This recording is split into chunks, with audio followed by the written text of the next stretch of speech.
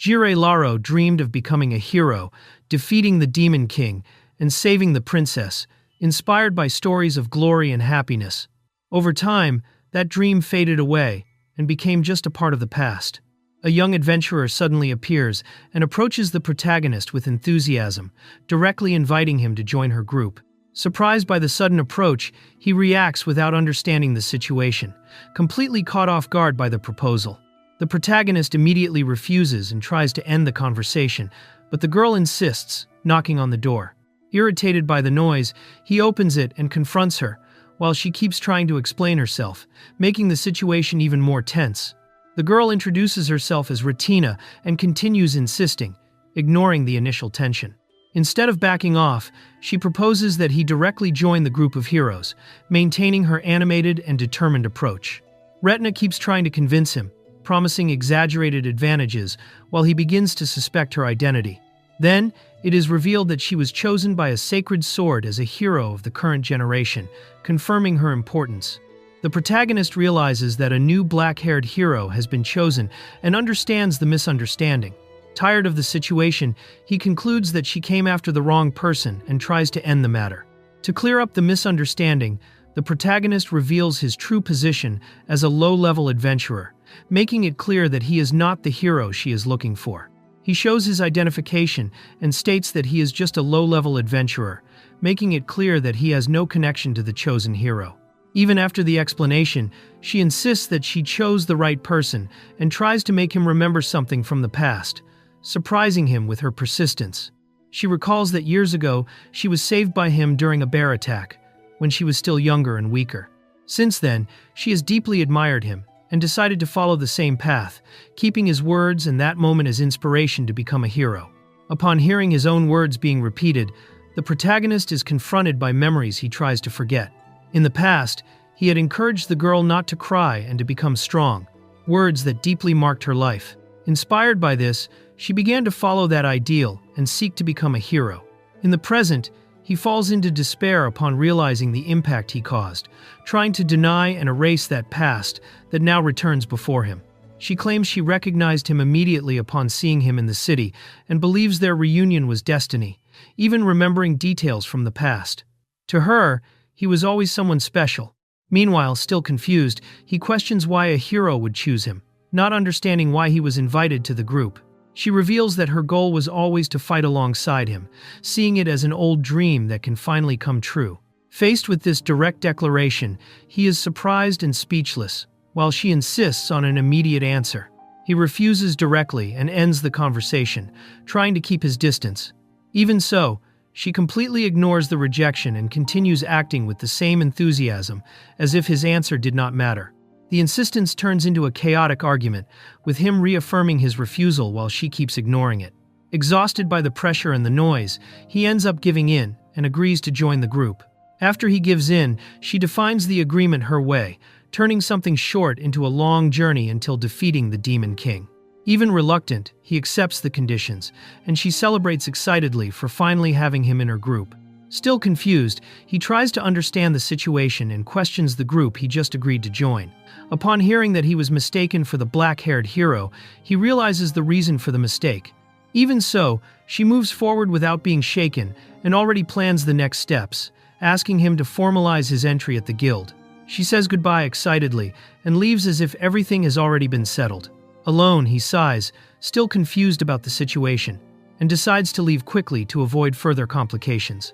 As he walks away, he rejects the idea of facing the Demon King and grows frustrated with the situation. Despite that, he remembers that in the past, he truly wanted to become a hero.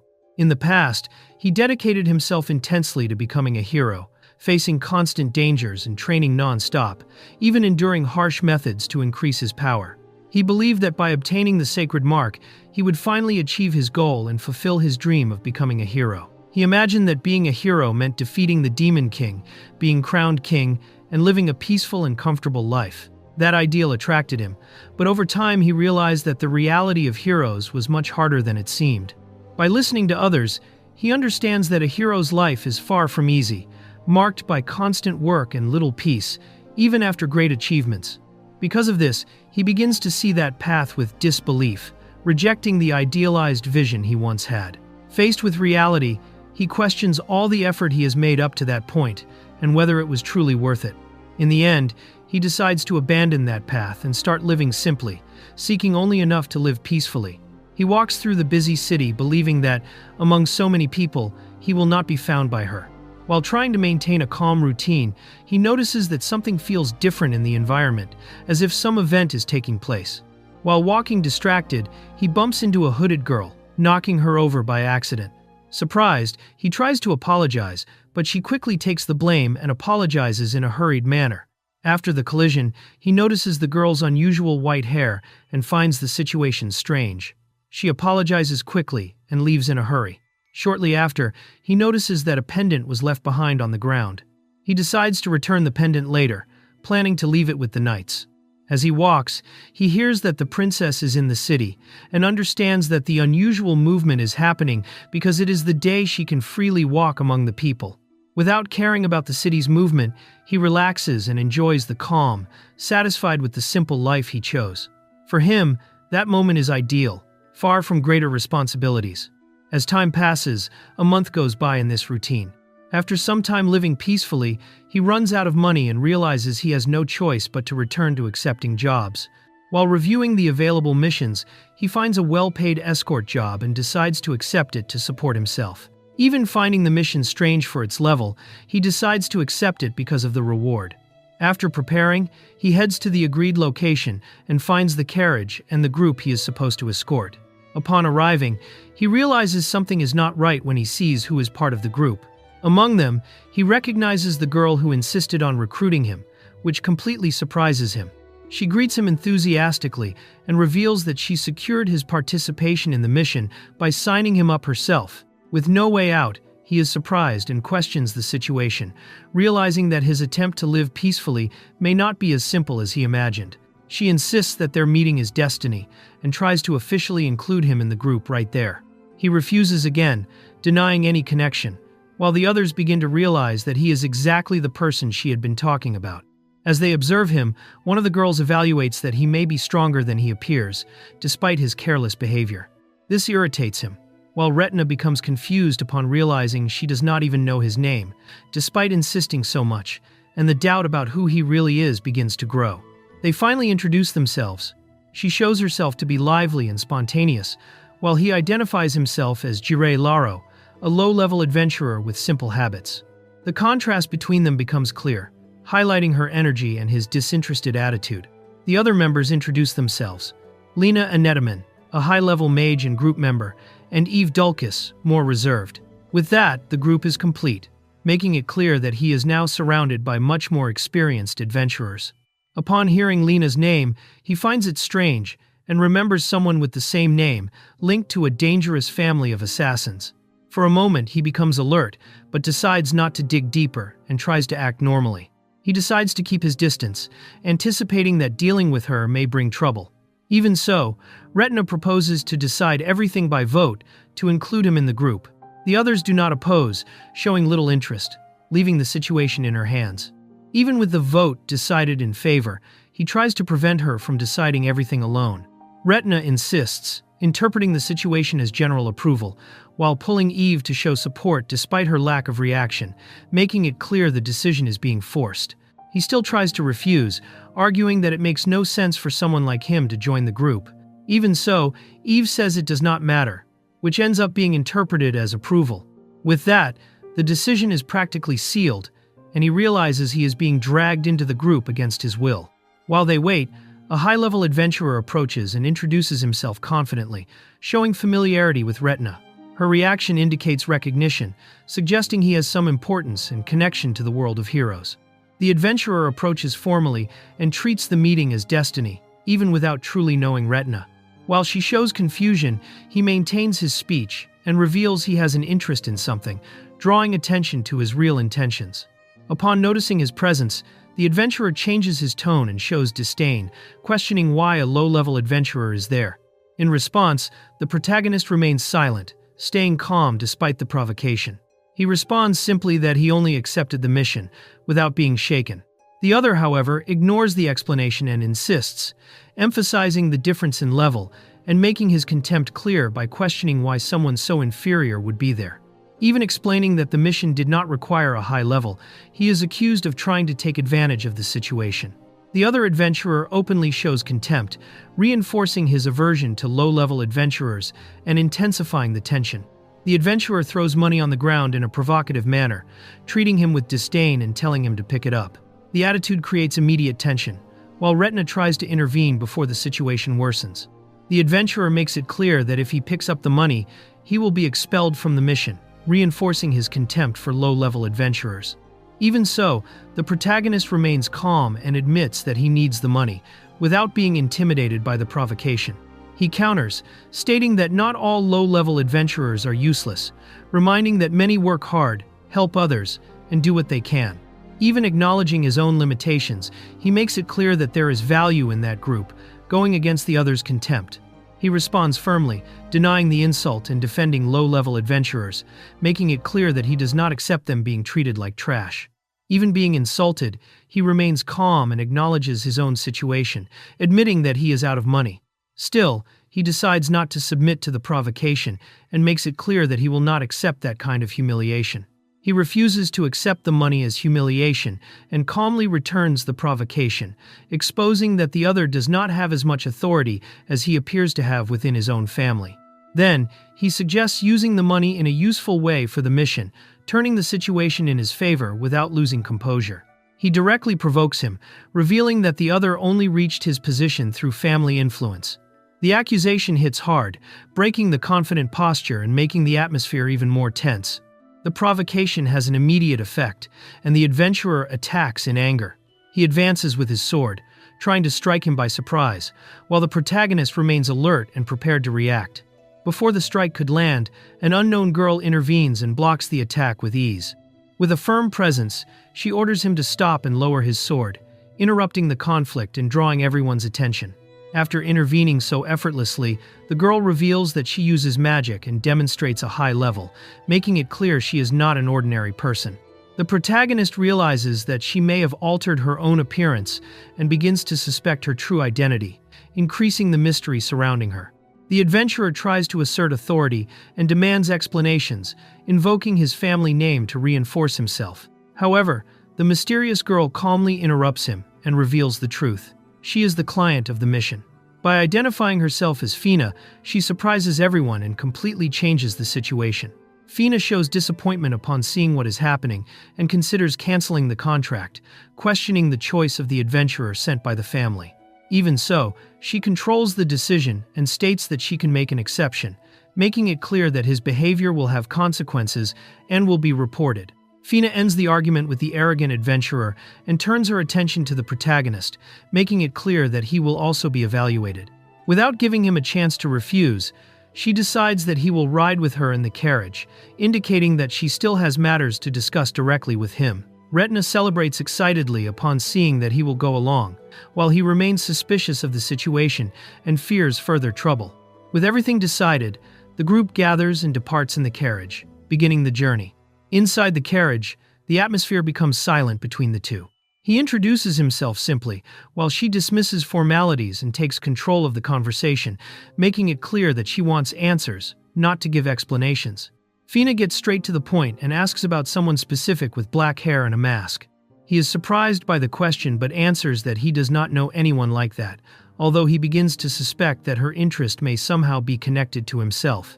When he mentions the recent black-haired hero, he immediately catches her attention. Fina reacts intensely, convinced that she has finally found the person she was looking for, showing great expectation at that possibility. Fina becomes emotional and excited, believing she is about to find someone special whom she considers her destiny. Meanwhile, he watches in surprise, realizing how deeply invested she is in this search. Fina apologizes for her enthusiasm and regains her composure. She then explains that the journey to Atal is meant to find the possible black-haired hero, although she is still not certain if it is truly the person she is searching for. He reassures her, saying there is no need to apologize, while she reveals that she hides her true identity. Upon noticing the presence of someone important in the carriage, he concludes that with that person there, the safety of the journey is guaranteed. Fina finds it strange that he is a low-level adventurer, since he does not seem like one. He responds lightly, saying he simply observes people well. Then he shifts the focus of the conversation and directly asks what kind of person she is looking for. Fina suddenly moves closer and decides to share part of her story, even though she is hesitant. She reveals that it all began when she was still a child, indicating that this memory holds deep meaning for her. Fina recalls with enthusiasm that she was saved as a child by someone she considers special, even keeping a ring as a memento and believing in a promise made at that moment. To her, that person became someone idealized, almost like a storybook hero. As she excitedly tells the story, time passes, and he only pretends to follow along, already somewhat lost in the long explanation. Fina reveals that she has high expectations for this black-haired hero, as she believes in the promise he made to become a hero. Realizing she has said too much, she becomes embarrassed and tries to apologize, while he observes, beginning to connect the pieces of the story. Remembering that he still had a snack stored away, he uses magic to open a storage space and retrieve some food. He then offers it to Fina, shifting the mood of the conversation in a simple and unexpected way. Fina is surprised to see him using spatial magic, something rare and difficult to master. She questions how he can do it, while he answers casually, as if it were nothing special, leaving her even more confused about his abilities. Fina recognizes the sweets and becomes excited, explaining that they are rare and highly valued. He, uninterested, ends up giving them to her, and she accepts enthusiastically, making the atmosphere between them lighter. While Fina enjoys the sweets, Retna watches from outside with curiosity. The mood becomes relaxed, and Fina suggests taking a break from the journey, which is promptly accepted by the group. During the break, Retna is delighted by the sweets, and the group enters a lighthearted mood. He ends up sharing with the others as well, and even those who seem distant begin to get involved, making the moment lighter before they continue the journey. Even after the break, the atmosphere with the adventurer remains tense. He still shows irritation, while the protagonist stays calm and leaves the money there, not caring. In the end, he lightly provokes him, suggesting that he reconsider his attitude. When left alone, the adventurer begins to waver, affected by the protagonist's behavior. Confused, he questions why he was treated calmly instead of with contempt, as if it stirred something from his past that he cannot ignore. During the journey, he eventually falls asleep and is later awakened to take his turn on watch. One of the adventurers calls him to switch shifts, maintaining the escort's organization during the night. After resting well and even receiving decent treatment, he takes on the night watch. During his shift, another adventurer warns him not to lower his guard and mentions that the client may be someone very important, suggesting the situation requires caution. During the watch, he notices something strange around them, but soon identifies Fina approaching calmly. She greets him quietly, initiating an unexpected conversation in the middle of the night. Fina appears during his shift and surprises him. Simply, she explains that she wanted to take the opportunity to experience standing watch at night, something new to her. With that, he accepts her presence, and the two begin to talk calmly. Fina insists that she can handle herself despite being a noble, asserting her own strength. He accepts without arguing, since, as the client, she can do as she pleases, and he decides to simply observe the situation calmly. Fina reveals that she sneaked away from the guards to be there. Seeing that the night is calm, he tries to send her back and take over alone, but she insists on staying and handling the watch, wanting to enjoy the experience. During the watch, something catches his attention in the darkness. Suspicious, he decides to investigate on his own, finding it strange that there are no monsters nearby. As he approaches, he realizes it is not a real threat, just a small and harmless creature, and quickly scares it away, confirming that the area is safe. As they get closer, he explains that the small creature is a drooping rabbit, something rare to see. Instead of danger, the scene turns into a light moment. Fina becomes enchanted by the little animal, admiring something like that for the first time, while he watches calmly, making the atmosphere much softer during the watch. He comments that the animal is valuable, but upon seeing her reaction, he gives up on the idea. In the end, Fina becomes relieved and excited, asking to touch the creature. Fina is delighted as she touches the animal, while he notices something strange about her pendant. She explains that the pendant is an important treasure that someone returned to her, and he begins to connect it to the past. She reveals that the pendant contains a picture of the person she is looking for, and admits that she still worries about him, even while trying to deny it. She fears that the person may already be dead, but says she still believes after years of waiting. He states that the person is still alive, which reassures her, and she thanks him, looking at him with greater admiration. He brushes off the praise with humor, calling himself lazy and saying he only wants a peaceful life without great ambitions. He explains that he prefers to work the minimum necessary and enjoy freedom, seeing it as the best lifestyle. Fina is surprised by this simple way of thinking, reflecting on the concept of freedom that he values. He says that if he could, he would also choose to live freely, without being bound by status.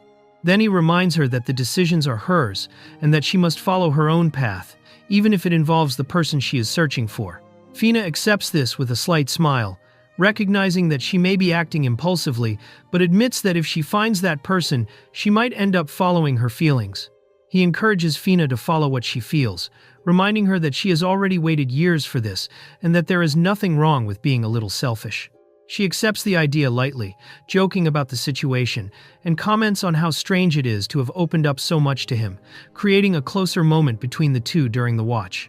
He shows himself willing to hear more about the person she is searching for, but asks for moderation. Fina agrees enthusiastically, and the two continue talking under the night, deepening the conversation. After a few days of travel without problems, everything proceeds smoothly, as the others deal with the monsters. As they leave the forest, they find a nearby village and decide to stop there to rest. Upon arriving at the village, something feels wrong. There are no guards at the gate and no sign of residents. They find a single resident, frightened and injured. When asked what happened, he reveals that everyone in the village was kidnapped, making the situation much more serious. The survivor explains that the attack happened a few days earlier. A group of men wearing black masks appeared along with several monsters, looted the village, and took all the residents, as well as food, goods, and valuables. They understand that there was no way to call for help. Communication magic did not reach far, and by the time help could arrive, it was already too late. The attack was well planned, with the invaders bypassing the guards by threatening a merchant and using his cargo to enter. From this, they conclude that these were not ordinary monsters, but organized kidnappers, possibly beast tamers. They realize that this was not a common attack. Even though slavery has been abolished on that continent, it still exists in others. The conclusion weighs heavily. The villagers were likely kidnapped to be sold, leaving the group shocked by the gravity of the situation. He explains that slaves still have high value in other continents, especially where there is conflict with demi-humans, reinforcing the idea of organized trafficking. He also realizes that the old man was not taken because he had no value. At that moment, Fina looks at him directly and presses him. What does he intend to do now? He remembers that the main mission is to escort the client, so the decision is hers. Fina understands the situation, realizes there is still a chance to catch the kidnappers, and without hesitation decides to act. Fina decides to act immediately and tries to use clairvoyance magic to locate the kidnappers. The others try to stop her, since it would reveal her identity, but she insists, saying that lives are at risk. He interrupts and shows a magical tracking item, saying that he can search without needing her magic. The others are surprised, as it is something rare, and he brushes it off, saying he obtained it by chance. Using the item, he locates the kidnappers in a cave in the forest, still nearby. After confirming it, Fina checks and realizes the information matches, and that the villagers are apparently still alive, easing the tension a bit before taking action. After analyzing the situation, they realize there are many enemies, more than 60, including strong monsters, making a direct confrontation risky. Given that, Fina suggests a safer plan. Infiltrate and rescue the villagers without drawing attention, since they could be used as hostages. Lena disagrees with the cautious plan and argues for a direct attack, wanting to eliminate everyone there to prevent them from escaping and committing the crime again. Meanwhile, the protagonist finds her intensity strange, questioning why she is so involved. Reddy joins the conversation with confidence and simplifies everything. To her, attacking head-on would be easy, almost effortless. She even points to the protagonist as the ideal hero to lead this direct assault. The others are left somewhat speechless, realizing she is treating the situation as much simpler than it actually is. They realize they misunderstood who the hero was, while Reddy simply smiles calmly, and the group moves toward the cave. Reddy launches the attack without hesitation, using offensive magic and pressuring the enemies, making it clear that no one will escape. The enemies react to the attack, releasing monsters against the group, while one of the allies activates their weapon and prepares to counterattack. Reddy advances in combat and cuts down enemies with ease, treating the fight as something simple. From a distance, they observe that the group is handling the situation well, as expected from experienced adventurers. While the battle unfolds, the protagonist stays out of it, using levitation magic to observe while hidden inside the cave. He reveals that he avoids fighting by choice and prefers not to get involved, leaving the combat to the others while watching everything from afar. Upon seeing the enemy up close, he notices the skull mask detail and immediately associates it with something from the past. It becomes clear that the symbol is no coincidence. It is the same group involved in a previous incident, bringing back a memory that puts him on alert. Sensing something wrong after recognizing the symbol, he becomes cautious and decides not to take risks. Even finding it bothersome, he activates detection magic to analyze the entire area and avoid surprises. He observes that the rescue of the villagers is going well and feels relieved. While the group keeps the enemies occupied, one of them tries to sneak in from another side, drawing the woman's attention as she notices the suspicious movement. An enemy appears from behind and attempts a surprise attack, but she reacts at the last moment and blocks the strike. The protagonist notices the danger and, unable to ignore it, finally decides to act. At the critical moment, the protagonist intervenes from a distance, using thread magic, marionette, immobilizing the enemy before the strike. Surprised by the unexpected help, she takes advantage of the opening and finishes the opponent, while he continues observing calmly from above. She begins to suspect him, even being D rank. His movements are precise, at the level of someone stronger. She also finds it strange that he does not use basic support or detection magic, realizing that he is hiding his true ability. He brushes it off with a vague explanation, saying he only has experience in immobilizing people, trying to seem ordinary. Meanwhile, Reddy continues advancing and defeating enemies effortlessly. The group defeats the remaining enemies faster than expected and decides to regroup with the rescue team. Meanwhile, the protagonist quietly moves away, realizing that Reddy's group has already left the area. He arrives at the place where the villagers were being held and realizes that the dead end is fake. Using magic, he reveals a hidden passage behind the wall and decides to move forward alone to deal with what remains. One of the kidnappers panics upon noticing the group's presence and complains that the plan was ruined by the hero. Even so, he stays calm and decides to retreat, saying he can try again elsewhere, while holding an important object that has not yet been lost. The protagonist intercepts the fleeing man and instantly paralyzes him with magic, preventing any reaction. Upon noticing the object he was carrying, he recognizes it as an unusual magical item, likely essential to the kidnapper's plan. He reveals that the item is a control artifact, capable of commanding multiple monsters at once. He explains that he managed to track it because the enemy left behind a magic circle and tried to hide it with concealment magic, but it was still discovered. He exposes the plan. The enemy tried to hide everything, but it was not enough. Even as an experienced mage, the kidnapper is pressured when the protagonist deduces the truth. They intended to use a large transfer magic circle to send the villagers to another continent, since transporting them normally would be impossible. He confirms that the magic circle was for transfer to another continent and destroys it with ease, stopping the plan. Then, he confronts the enemy directly, linking him to a specific group, the Skull Brigade, showing that he already knows who he is dealing with. The enemy is shocked upon realizing who he is facing. The protagonist, calm, confirms his suspicions and treats the situation as resolved, only lamenting that he underestimated the opponent, while the kidnapper tries to react in desperation. The enemy attempts to stand as the paralysis begins to fade, planning to escape. The protagonist calmly warns him not to move, but it is already too late. As he tries to act, the effect of the magic intensifies. The paralysis spreads poison through his body, causing him to collapse again, completely incapacitated. The defeated and desperate kidnapper begs for help.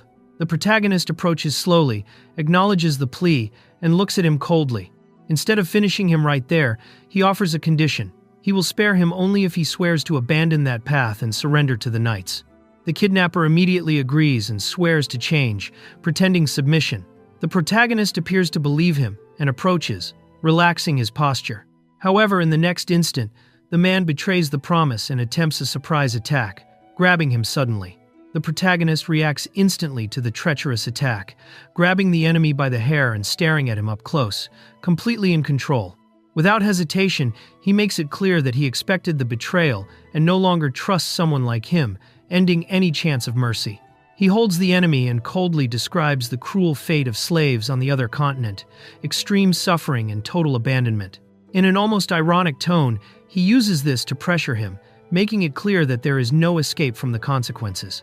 He decides not to show mercy, turns his back, and walks away after judging the enemy.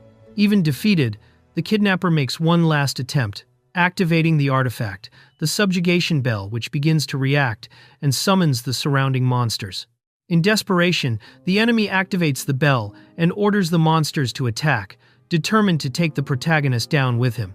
Surrounded by dozens of creatures, he remains calm and simply gives an order. Instantly, the monsters stop and open a path, showing that he has absolute control over the situation. Even surrounded, he walks calmly among the monsters, which instinctively retreat. The enemy realizes, terrified, that this presence is different, overwhelming. The scene reveals the secret. Behind his careless appearance, he is someone of absurd level, the true Demon King. Right after the revelation, he completely breaks the mood. He becomes embarrassed, covers his face, and panics for having exposed himself. When someone asks what happened, he tries to play it off, returning to normal behavior as if nothing had happened. He recalls that he had been chasing a group of human traffickers after following the transfer circle. But after everything that happened, he humorously admits that he ended up awakening a strange side of himself, treating it like a typical 8th grade syndrome, laughing at his own situation. The villagers celebrate their rescue with a banquet in gratitude. He decides to set the matter aside and enjoy the food, acting normally. Meanwhile, one of the girls quietly walks away, drawing slight attention, but he remains calm, focused on the moment. He notices the girl leaving and goes after her, trying to call her to eat. She reacts coldly, tells him to leave her alone, and clearly shaken, says she has no right to enjoy something like that, showing that she still carries guilt or inner conflict. She admits, with frustration, that she could not do anything, and that, even as the client, she was useless while the others fought and resolved everything. She felt like the only one without a role. He responds lightly, trying to ease the weight, saying that he also did nothing, joking that he just stayed relaxed, like a guard, observer. With that, he tries to reduce her guilt and show that the situation is not as serious as she thinks. She finally snaps, introducing herself as Cain, heir to an important family, and stating that she cannot be compared to just any adventurer. Upset, she accuses him of living without responsibilities and insists that her situation is different, making it clear that the pride and pressure she carries are much greater. She reveals what truly destroys her inside. She has always been treated as useless by her own family, called a disgrace for lacking talent. She has carried that weight forever and admits, painfully, that she believes it.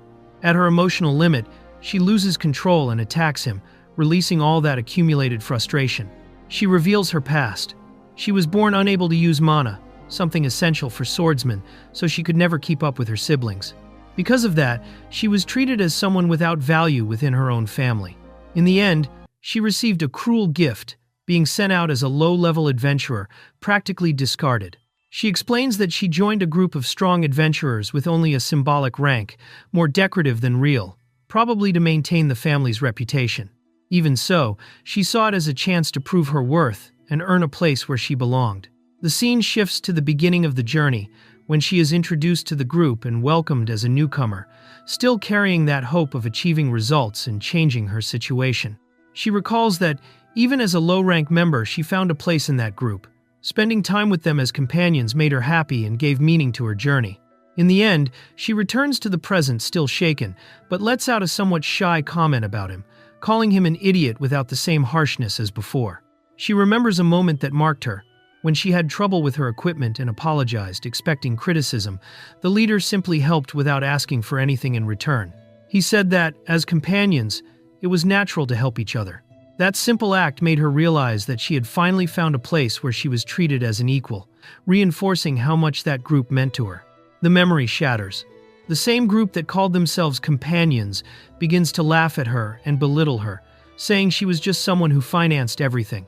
She is shocked upon realizing the truth behind their words, and overwhelmed by pain, she runs away, repeating why, unable to understand why she was treated that way. She remembers being humiliated and treated as useless by her own group. In the present, she collapses to the ground. He does not pressure her, simply says he is going to eat and gives her space to decide. In the end, she stands up and returns, accepting to get a little closer. He walks away simply, asking only that she try the food. Alone, holding the package, she becomes confused and asks why he cares about her, remembering that he is just a low-rank adventurer. He remains calm, saying that his situation is not a problem and that living simply is enough. Even so, he jokes that he is curious to try sweets from nobles. After that, everything returns to normal. The group continues the journey peacefully after resolving the incident. He looks for a quiet place to rest and take a nap during the break. Meanwhile, the girl excitedly explores the river, finding fish and already thinking about food. The girl catches a fish, all excited, happy to secure lunch, while the others have fun in the water. When he wakes up, he is faced with the three of them playing in the river and is completely caught off guard, not knowing where to look or how to act in that unexpected situation. The girls continue enjoying themselves in the river, commenting on how nice it is to wash there and even talking about cleaning magic. In the middle of it, the smallest one gets distracted when the fish escapes and runs after it, keeping the mood light and relaxed. He realizes the situation has become complicated. He just wanted to rest, but ended up surrounded by the girls in the river. To avoid trouble, he uses camouflage magic and stays completely still, hidden on the ground, trying not to be discovered and to avoid any misunderstanding. One of the girls comments that the mission's client is a bit different, despite being a noble, since she prefers to stay alone because of her family situation. The others join the conversation and reveal that they also have similar ties to nobility, including one who says she was adopted, showing that none of them live exactly as expected for someone of that status. One of them finds it strange that the girl said she didn't want to get close to anyone, since she is now talking with them. Slightly embarrassed, she reacts, and the mood becomes light when the others say that makes them happy. Deep down, it suggests that she is starting to open up, even without realizing it. She becomes worried about someone seeing them, but another reassures her that everything is safe. She explains that she used detection magic to confirm no one is nearby, and even created a barrier, so no one could enter. Even so, she admits that there is always a small chance that something unexpected could happen. He hears that only someone with high-level disguise magic could hide there, and becomes nervous upon realizing that this is exactly his case. While trying to stay calm, the girls change the subject, and one of them curiously asks if he has someone he likes, leaving him even more flustered. The girls continue chatting lightly.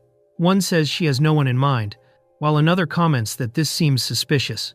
In the middle of it, a more sincere view appears. She reveals that she was taught she needs to take care of herself and only show her true self to someone special, implying that this came from someone important to her.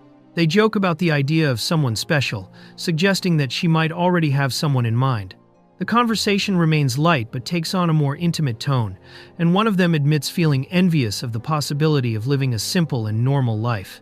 In the end, they raise the possibility of someone appearing and question what she would do, making the situation more reflective. She responds intensely, saying she would make the person regret it, showing a darker and more determined side. The others react with surprise at the exaggeration, and shortly after, someone finds it strange that they heard a voice, creating a slight sense of suspicion in the air. He panics, realizing the situation is getting out of control and that he could be discovered at any moment. The girls begin to grow suspicious, and he understands that his position has already been revealed. With no alternative, he decides to act before he is found. A cute little creature suddenly appears and grabs the girl's attention, completely breaking the tension. While they become confused looking at it, the protagonist takes advantage of the distraction and decides to escape unnoticed. They pick up the little creature and become enchanted, realizing it is something rare. While playing with it, they decide to change lunch to meat and fish, completely forgetting any previous suspicion. He panics because the transformation has a time limit and is about to end. The disguise begins to fail, but the girls still find the little creature cute and do not suspect anything. He manages to escape without being discovered and feels relieved, realizing how risky that was. Soon after, he notices something strange in the distance, with several people gathered, and becomes curious about what is happening there. She appears in a light and almost ethereal atmosphere, showing interest in the situation and thanking the spirits. The moment carries a more intimate and mysterious feeling, as if something important is about to happen next. He observes silently, surprised to see her interacting naturally with the spirits. The scene feels almost unreal, like something out of a story, and the way she moves in that environment gives off a serene and almost divine image, leaving a strong impression on him. He catches himself observing her too closely, noticing her appearance and the way she moves, almost hypnotized.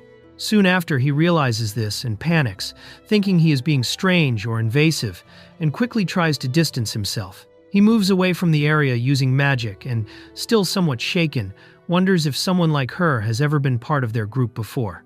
Shortly after, the scene shifts, showing that a few days have already passed since the escort began, with the group following their routine normally. The group is relaxed, joking and making bets, even during the mission.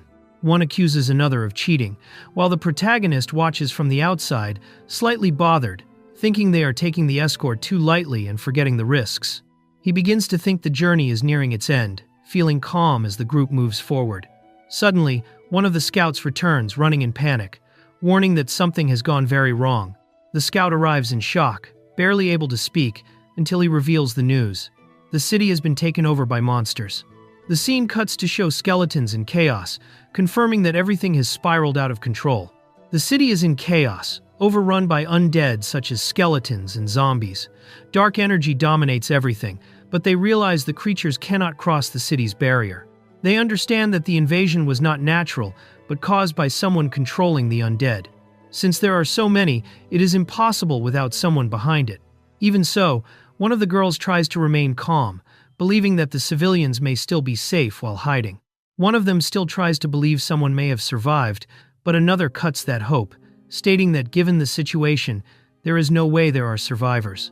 Faced with the chaos, Kane suggests retreating immediately, but is confronted and treated as inexperienced. The others insist on staying, minimizing the danger while he realizes the situation is far more serious than they admit. They discuss what to do. Fighting now would only reduce losses but not solve the problem. Despite the barrier still containing the monsters, a real concern arises if it falls. The horde will advance directly toward them, making the situation much worse. They conclude they need to buy time for a rescue, since if the monsters advance, they will reach other nearby regions.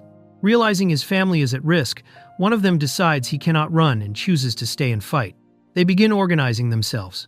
They ask one of them to go for reinforcements, while the rest stay. However, the girl refuses to flee, and also decides to remain, saying she needs to check something, surprising the others. He admits he is afraid, but explains that running away is not an option when important people are at risk. For him, it is more frightening to abandon those he loves than to face danger. Even insecure, he begins to see this as a chance to change, to be useful, and finally be accepted. With that, he decides to volunteer to help, surprising the others.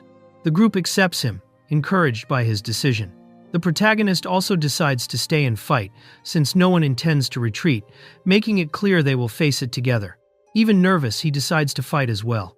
Then, he begins thinking of a plan. Realizing that defeating the monsters is not enough, the real target is whoever is controlling everything, and that person must be nearby. She comes up with an idea and suggests using more advanced detection magic. Without hesitation, she begins removing her own magical artifact, ignoring the others' warnings, determined to act and locate the enemy. She introduces herself and decides to act on her own, using clairvoyance to find who is behind everything. She activates her ability and reveals her true identity, a princess. She explains that she had been hiding it, but decided to act given the situation, leaving everyone surprised as they understand who she really is. She is revealed as someone very influential and beloved, as well as extremely skilled in detection magic. The protagonist feels awkward upon realizing who she is, while the others worry about the risk of her exposing her identity in such a dangerous situation. She remains calm, asks for silence, and decides to act. With the others' approval, she begins using her clairvoyance to locate whoever is behind the invasion. She summons the spirits and activates her clairvoyance, asking for power to see beyond and find the one responsible for the invasion. Her magic spreads throughout the entire city, creating a vast and precise search field. The protagonist is impressed by the level of control and power, realizing that she is far more skilled than she appears. He remembers that he once tried to learn that magic but gave up because it was too complex. Even so, watching her, he begins to understand how it works and tries to replicate the structure of the spell on his own. He manages to replicate the clairvoyance magic by himself, surprising even himself. Feeling something behind him, he finds it strange but quickly tries to brush it off, as if he does not fully believe what he just did. He detects a presence that even the princess's clairvoyance could not perceive. It is a much more powerful enemy, completely hiding its presence. While no one notices anything, the monster itself is already observing everything and decides to begin the attack. The enemy reveals itself, one of the 4 great servants of the Demon King. It appears confidently, despising humans and declaring that it will eliminate them right there, showing that the threat is far greater than they imagined. The group is caught off guard when the enemy appears above them. The princess is confused, since her magic should detect any threat, but the monster reveals that it completely concealed itself, mocking their attempt to find it. The monster provokes them, saying that since they could not find it, it came to them. Without wasting time, one of the adventurers launches a direct attack, trying to strike the enemy before it reacts. The attack has no effect. The monster easily blocks it and dismisses the strike, treating the sword as useless. It activates a barrier, showing that normal attacks will not work, and making the gap in power clear. The monster counterattacks instantly, piercing the adventurer with ease. It treats the human as inferior, demonstrating overwhelming power and making it clear that it is on another level. The princess immediately uses healing magic, trying to save the wounded. Even so, they realize the attack was extremely powerful and that without quick help, he will not survive for long. The monster continues provoking, confident in its superiority. Even so, the girl advances without hesitation, wielding her sacred sword to face the enemy, although she already feels something strange about the weapon. The monster recognizes the sacred sword and realizes she is the hero. The protagonist plays along with the provocation, exaggerating and drawing attention, trying to buy time. The enemy understands the intention and decides to stop playing and take the fight seriously. The monster notices that the protagonist had been secretly gathering mana and reveals it effortlessly. Not wanting to prolong the fight, it decides to end everything quickly, confident that doing so will earn recognition from the Demon King. The monster reveals that it has already defeated the hero mentioned by the Demon King and that it was responsible for the chaos in the city. It boasts about having achieved everything they wanted, making the scale of the threat clear.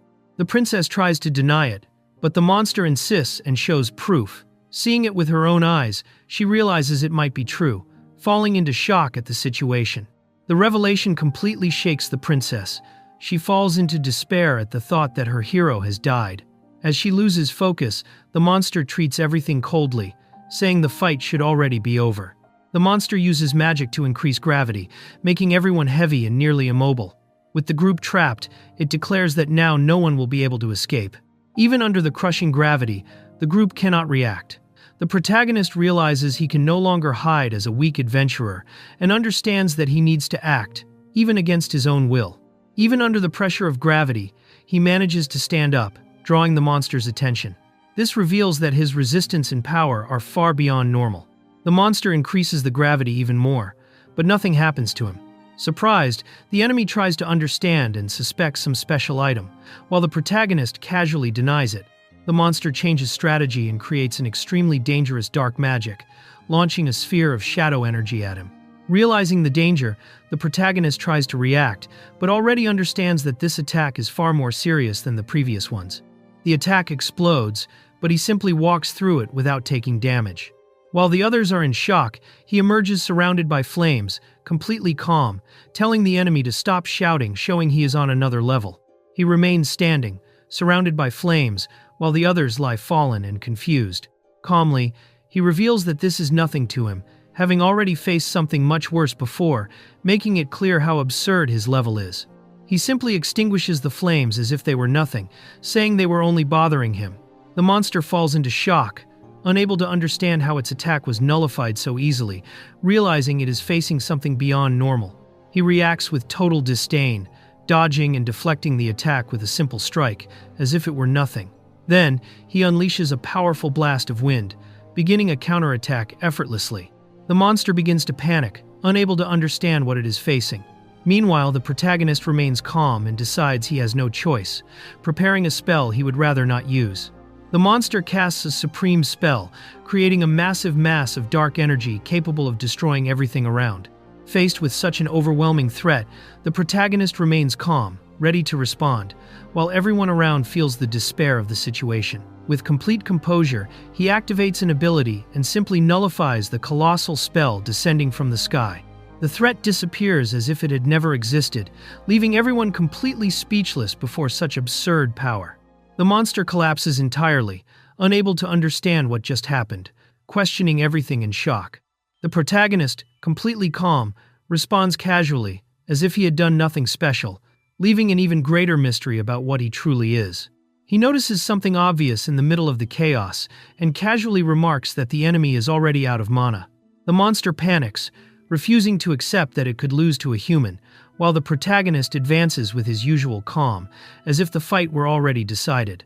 With not enough mana left to fight directly, the monster resorts to desperation. It uses the remaining power to control another person's body, turning them into a hostage. Even in desperation, the victim tries to resist, while the enemy provokes, thinking it has finally gained an advantage. He ignores the threat and coldly says that the hostage is not even his friend, leaving the enemy speechless. The monster becomes confused by the response, trying to understand their relationship. The protagonist calmly explains that he barely knows the person, at most a mission acquaintance, while the hostage himself complains about the situation, slightly breaking the tension. The monster tries to pressure him, threatening to take more hostages and even the entire city. But the protagonist remains cold and says that it does not matter, since, in his view, everyone there is probably already dead, making the statement heavy and unsettling. He analyzes the situation coldly and understands that the barrier is reversing life and death within the area, explaining the state of the city. Unshaken, he even criticizes the enemy, who tries to provoke him by asking if he wants to save everyone, but realizes he is not dealing with someone ordinary. Hearing that there may still be salvation, she panics and begs through tears for him to save everyone, showing that she still believes, even in the middle of the chaos. The monster notices her emotional weakness and provokes, suggesting that everything depends on the protagonist. Desperate, she declares that she would do anything if that person could come back to life, making it clear how far she is willing to go. She continues begging, making it clear how much it means to her. The protagonist notices the contradiction in the story. Someone who should have been protected ended up dying and understands the situation better. Then he looks at her and confirms, if necessary, she would really do anything. Unmoved by her desperation, he simply points to the sky and activates an ability. Energy begins to rise and concentrate, changing the environment, while he tells her to just watch, indicating that he already has the solution in hand. Suddenly, everything returns to normal. People reappear alive, as if nothing had happened. The monster is shocked upon realizing its barrier has been nullified, while the protagonist simply smiles, as if it were something simple.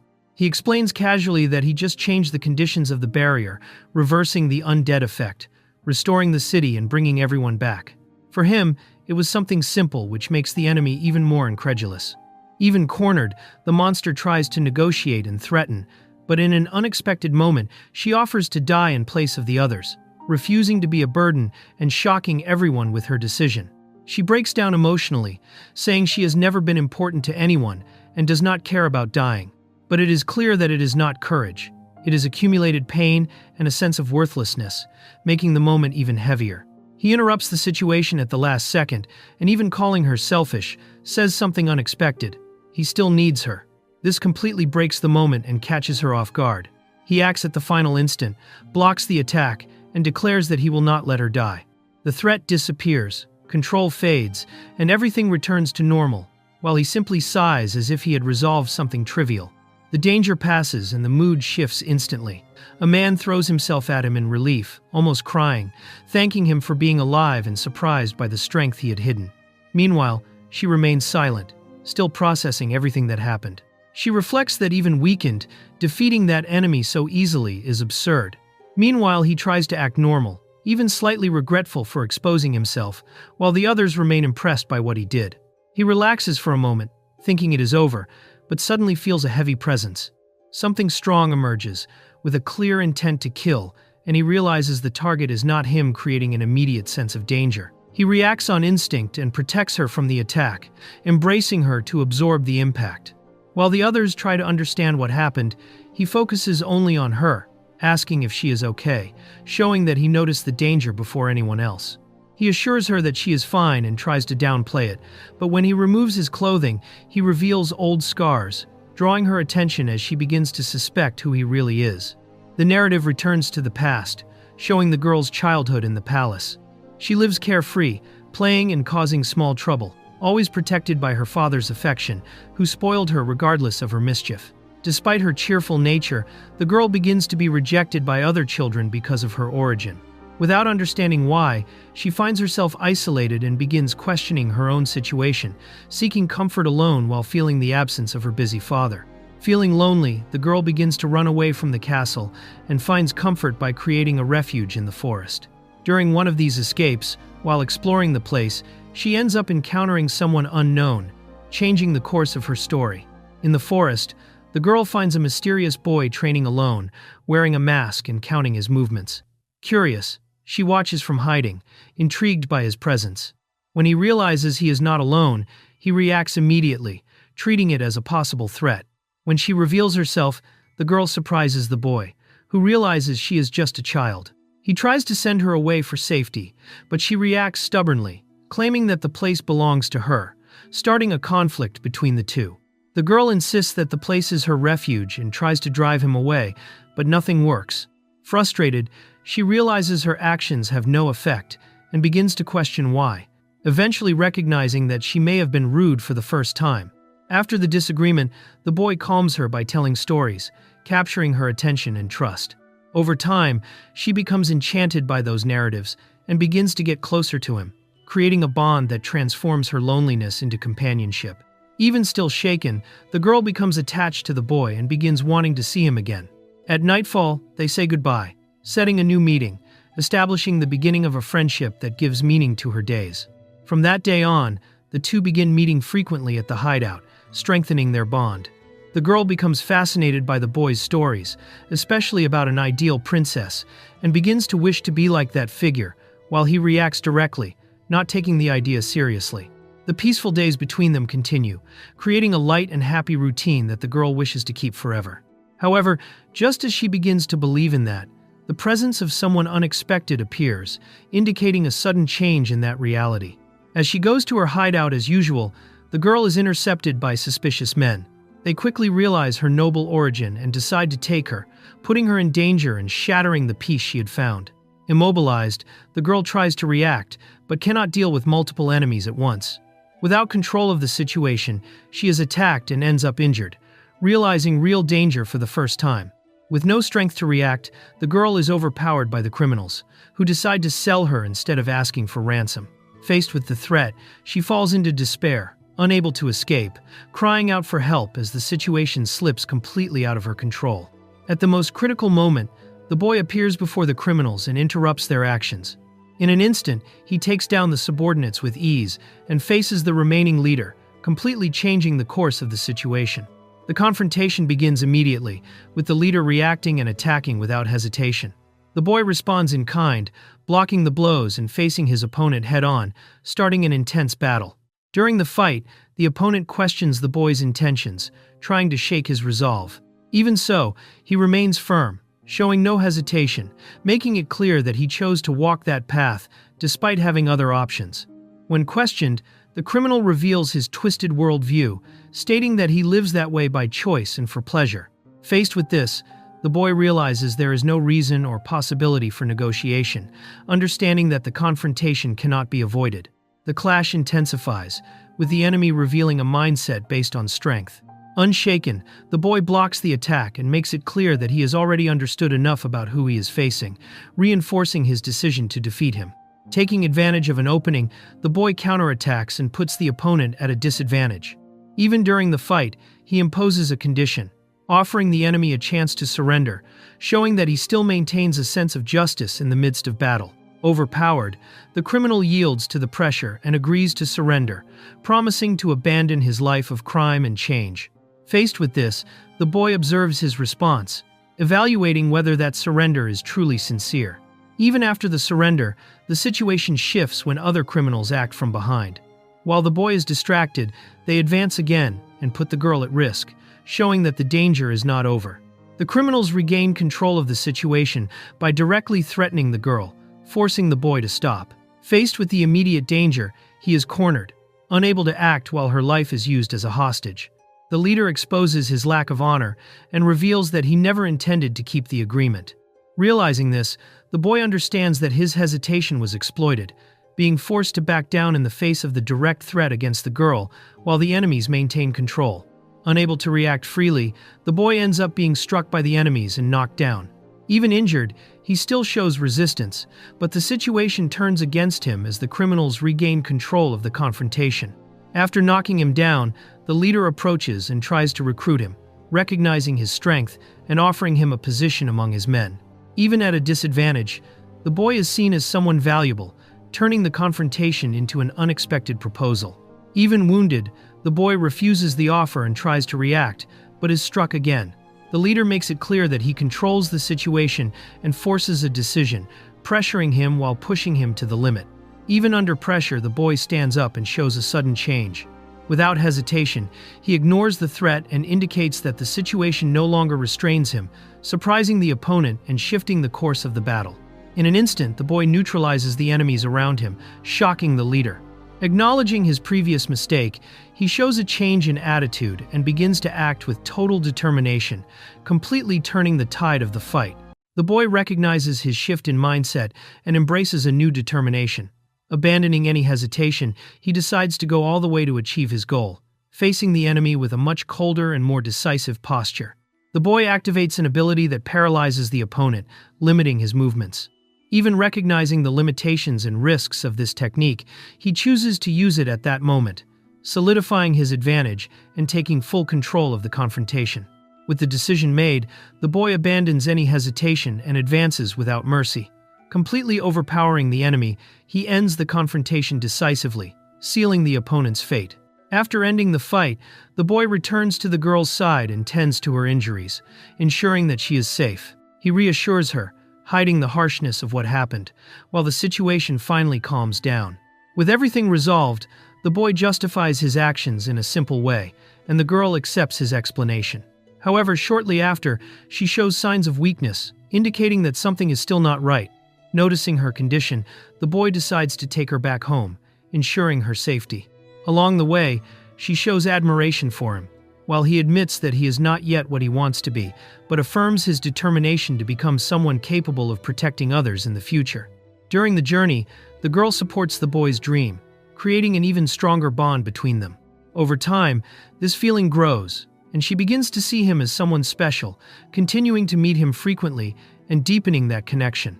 Shortly after, the boy suddenly collapses due to excessive use of magic. Seeing him fall, the girl panics and runs back to the castle for help, trying to save him at any cost. Desperate, the girl begs for help, wanting to save him no matter what. Against all odds, he survives, and after recovering, the two resume their routine, as if that moment had strengthened their bond even more.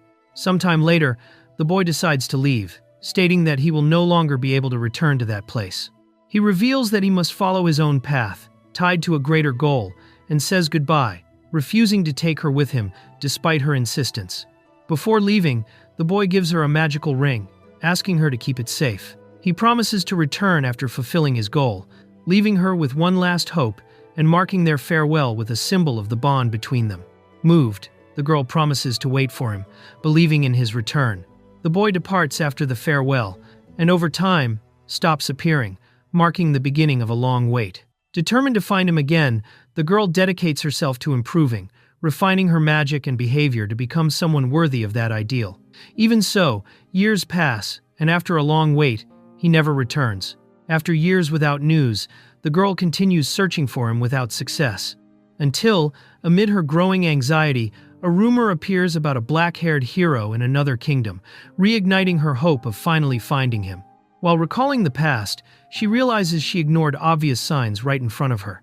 The scar and other details finally fall into place, leading to the conclusion that the person she was searching for had always been by her side. Faced with the revelation, the atmosphere changes, and she begins to look at him differently, recognizing in him what she had not seen before. Her sincerity surprises him, creating an unexpected moment between them. Upon finally recognizing who he is, the girl cannot contain her emotions and hugs him, certain that she has found the person she waited for so long. Meanwhile, in parallel, news of a recent battle emerges, indicating that he was involved in much larger events during his absence. While the hero was active in another kingdom, he ended up being unjustly imprisoned and had to erase traces of his actions, including memories and consequences of what happened. Despite resolving the crisis and restoring peace, he now faces a new serious problem that he must confront. After everything that happened, the girl finally expresses her feelings without hesitation, wishing for a future by his side. For her, the long wait comes to an end, turning that reunion into the fulfillment of a bond that began in childhood. After the reunion, the girl moves forward without hesitation, treating their future as something already decided. While she naturally envisions a life together, the boy is caught off guard and tries to understand the situation, revealing the contrast between her conviction and his confusion. She insists on their connection by recognizing the scar as proof, but the boy does not remember anything from the past. While he shows confusion, it becomes clear that his memories were lost, even though he is the person she had been searching for. Reflecting on it, the boy explains that he saved many people in the past, but cannot remember any of them. He reveals that he acted masked during his training and battles, which prevented him from clearly seeing who he helped. Thus, it becomes clear that he may have crossed paths with her without ever recognizing or remembering it.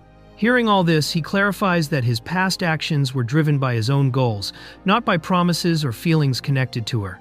The girl realizes the disconnect between what she lived and what he remembers, while he tries to keep his distance, making it clear that the bond between them is not as simple as she believed. She insists on getting closer, treating the situation lightly and provocatively, while trying to understand his feelings.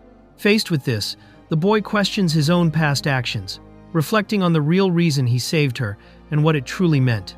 The girl confesses intensely and possessively, making it clear that she wants him only for herself. Meanwhile, the boy is taken aback, realizing how much the situation has spiraled and how determined she is, even becoming slightly intimidated by her conviction.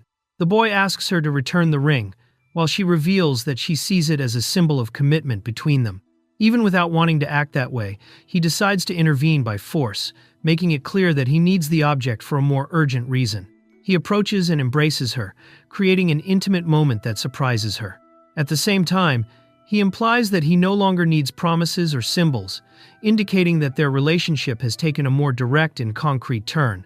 Surprised and unable to resist the situation, she ends up giving in, accepting what he proposes. Taking advantage of the moment, he retrieves the ring, resolving what he needed, while leaving her confused by the way everything happened. After recovering the ring, he tries to distance himself, while she insists on following him. Even in the face of his refusal, she maintains the idea that the two are now together, accepting the situation naturally, while he remains visibly unsettled by her intensity. After leaving the place, he decides to move away quickly to avoid further complications. Along the way, he plans to use the ring to alter his appearance and continue without being recognized, while thinking about his next steps and trying to organize the situation. Elsewhere, a character makes an unexpected decision about her own position, accepting a change that surprises those around her. Even though it is something unusual, she shows conviction, treating the choice as part of a greater plan. She explains that she decided to start over from zero to truly test her own strength. Even having the ability for a higher level, she chooses to begin from the lowest rank, seeking to grow genuinely and understand her limits. She decides to follow her own path, believing that only after becoming stronger will she be able to stand by his side. Motivated by past words, she begins acting on her own, finding a new group and starting her own journey. Even in the face of formalities and expectations tied to her family, she decides to move forward without being bound by them. Ignoring bureaucratic details, she keeps her focus on her decision and continues ahead without looking back. She abandons the weight of her family name and assumes only her own identity. With that, she decides to begin a new phase, setting out on her first journey as an adventurer and following her own path. As the story shifts setting, the focus turns to the Demon King's castle. There, a subordinate figure tries to warn their leader about something urgent, indicating that new events are about to unfold. The scene reveals one of the demon leaders, who questions her subordinate's behavior upon seeing him in desperation. While maintaining authority, she shows impatience, making it clear that something abnormal is happening within their territory. The subordinate reports the failure of the mission, admitting that the situation got out of control and brought serious consequences. Even while trying to justify his actions, he ends up revealing that he caused an even greater disaster, completely worsening the situation. Faced with the confusion, the demon leader falls into despair upon realizing the scale of the problem created. As she understands what truly happened, she reacts in an exaggerated and frustrated way, making it clear that everything has completely spiraled out of control. Upon hearing the full report, the leader panics upon discovering that an extremely powerful human interfered and reversed the situation in the city. Realizing who it might be, she associates it with the figure she fears the most, reliving the trauma of a past encounter and falling into complete despair. Tired of all the chaos and responsibilities, the demon leader decides to abandon the conflict and follow a lighter path. Determined to live without regrets, she chooses to leave everything behind and go out to enjoy life however she wants. Elsewhere, a new character enters the scene upon identifying the protagonist. Convinced of who he is, she shows intense enthusiasm and growing obsession, determined to get closer to him at any cost. The new character reveals her desire to face the protagonist, driven by the excitement of combat. Even recognizing that she is not yet at his level, she decides to approach him first, postponing her original mission and seeking a way to meet him. The narrative expands into a new setting, bringing together different characters and pointing toward the next destination of the story. With this, new encounters and conflicts begin to take shape, signaling the beginning of a new phase in the journey. Back to routine, the protagonist prefers to ignore recent events and enjoy the calm. Even with invitations and possibilities around him, he chooses to rest, valuing comfort above anything else. When he finally tries to rest, the protagonist is reminded of everything that happened recently, from intense battles to unexpected encounters. Realizing that he never truly managed to relax, it becomes clear that his peace is constantly being interrupted by new events. To escape the princess, the protagonist uses the ring to change his appearance and quickly flees, crossing into another country within a few days. During the escape, he recalls everything that has happened recently, from battles to unexpected encounters, explaining his accumulated exhaustion. Upon arriving at his destination, he decides to simply rest, trying to recover his energy. But it is clear that his calm routine continues to be interrupted by the consequences of everything he has experienced. The girl tries to wake him, but he does not respond. He reveals that his ability has evolved, putting him into an even deeper sleep, practically impossible to wake from, treating the situation with complete indifference. He introduces the elf who accompanies him, revealing that despite her youthful appearance, she is much older and more experienced. He also explains that in the past, she was once extremely powerful, while he was still training and ended up getting involved in trouble that made him a target. In the past, she fails her mission after hesitating and breaking into tears. He calms her with sweets, and the situation changes, leading her to grow attached to him and abandon the assassination attempt. In the present, he explains that Char now owns a pastry shop. Upon meeting her, he acts naturally and familiarly, but the situation quickly becomes awkward, leaving her surprised by his closeness. After the awkward moment, he apologizes, while she complains about how he acts without thinking. Soon after, information appears that someone with black hair was seen in the shop, raising suspicion. Even so, he tries to deny the possibility, thinking it cannot be the person he is looking for. They talk casually, with her thanking him for his help and support with the shop ideas. In a relaxed tone, she even suggests that he stay there without worrying about anything, showing how comfortable she feels with his presence.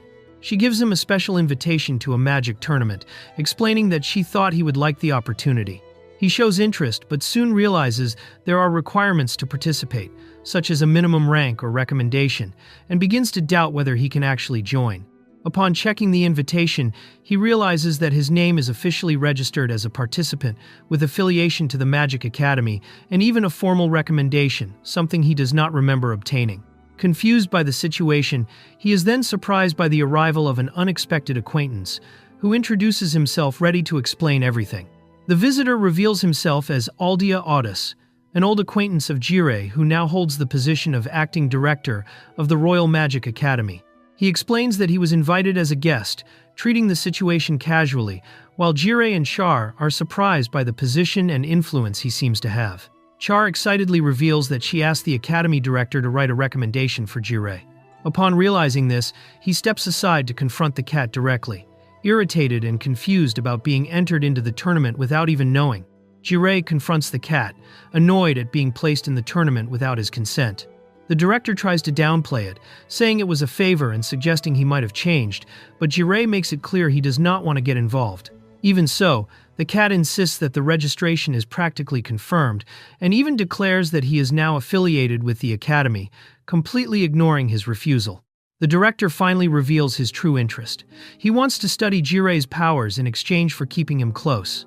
Jirei refuses immediately, with no patience for that kind of proposal, and decides to leave and announce that he will not participate in the tournament. Meanwhile, it is implied that their relationship dates back several years, from when they met in Magica's Maya. Their past is shown.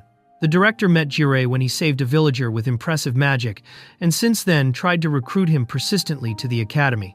At first, the interest was academic, but it turned into an obsession to study his power, which made Jirei completely distance himself. The director reveals that he was happy to find him again, and even searched for him thinking he might have died. He also explains that the confusion about the black-haired person happened because Jirei was in disguise. Despite the lighter mood, Jirei makes it clear he has no interest in becoming a teacher at the academy, preferring to follow his own path without being tied down. Jirei decides to cancel his participation in the tournament and tells Char directly. Her reaction is immediate. She is shocked and nearly cries, unable to understand his decision, while he is also surprised by the intensity of her response. Char breaks down emotionally, crying and apologizing for acting without thinking of him. She admits she was selfish for forcing him into something he did not want, while Jirei tries to calm her, making it clear he only wants to avoid doing something against his own will.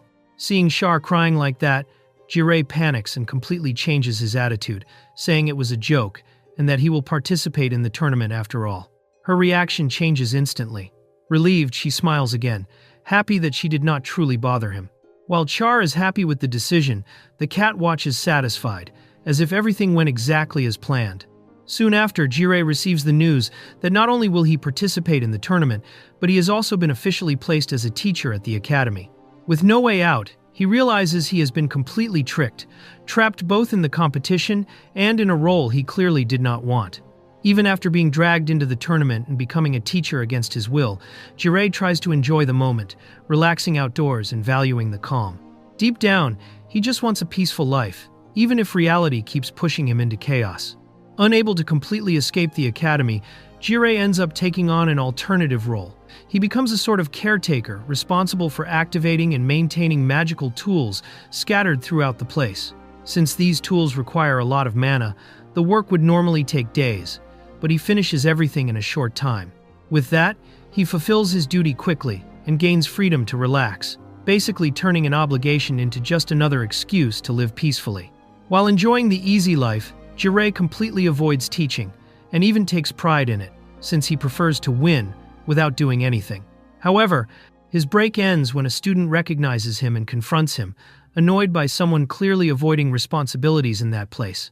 After being scolded, Jirei leaves, trying to return to his calm routine. Meanwhile, the student who confronted him finally manages to focus, but struggles with an extremely difficult book, making it clear that life at the academy is far from easy. The students begin arguing among themselves, complaining about the theoretical classes and the difficulty of the materials. Their frustration with the academy's teaching becomes evident, as they feel a lack of practical learning and believe they could improve more on their own than by just following books. Jirei observes the students and realizes that, despite their complaints, they are taking their studies seriously and have clear goals. Even so, when the idea of someone more experienced teaching them practically arises, he tries to avoid responsibility, pretending it has nothing to do with him. One of the students decides to try and practice without mastering the technique, believing it will work out. Even insecure, he activates the magic clumsily, ignoring his classmates' warning, showing more determination than preparation. The spell does activate, and the boy celebrates thinking it worked. But the result comes out completely wrong. The magic manifests in a strange and uncontrolled way, clearly showing that he does not master what he is doing. The magic goes completely out of control. What was supposed to heal starts acting in reverse. Without understanding how it works, the student ends up causing a serious effect. The excess energy corrupts the body, leading to necrosis. Panic spreads as the mistake reveals the real danger of using magic without knowledge. Before the situation worsens, Jirei intervenes and uses high-level magic to reverse the damage. The boy's arm is instantly restored, leaving everyone in shock, while he reacts without fully understanding what just happened. The students become confused trying to understand who used such absurd magic, but Jirei quickly moves away. He realizes that if he is discovered, they will want him to teach, and that is exactly the kind of responsibility he wants to avoid at all costs. The next day, the students, full of confidence, decide they will challenge Jirei to a fight, believing they can defeat him and force him to teach them magic. While they completely underestimate his strength, Jirei simply sighs, already realizing he has been dragged into yet another problem, an inevitable duel against the students. After the incident, the students conclude that Jirei can teach them and go to the director to confirm it. Even after refusing at first, he ends up being pressured and sets a condition. He will only teach them if they can withstand him for a few minutes in combat. Otherwise, he does not want to be involved with them anymore. Before the duel, there is some teasing. The students call Jirei old, and he responds by saying he is only 18.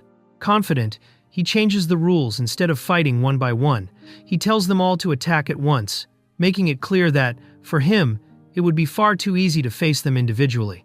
One of the students charges in confidently, summoning a powerful fire spell with a complex chant.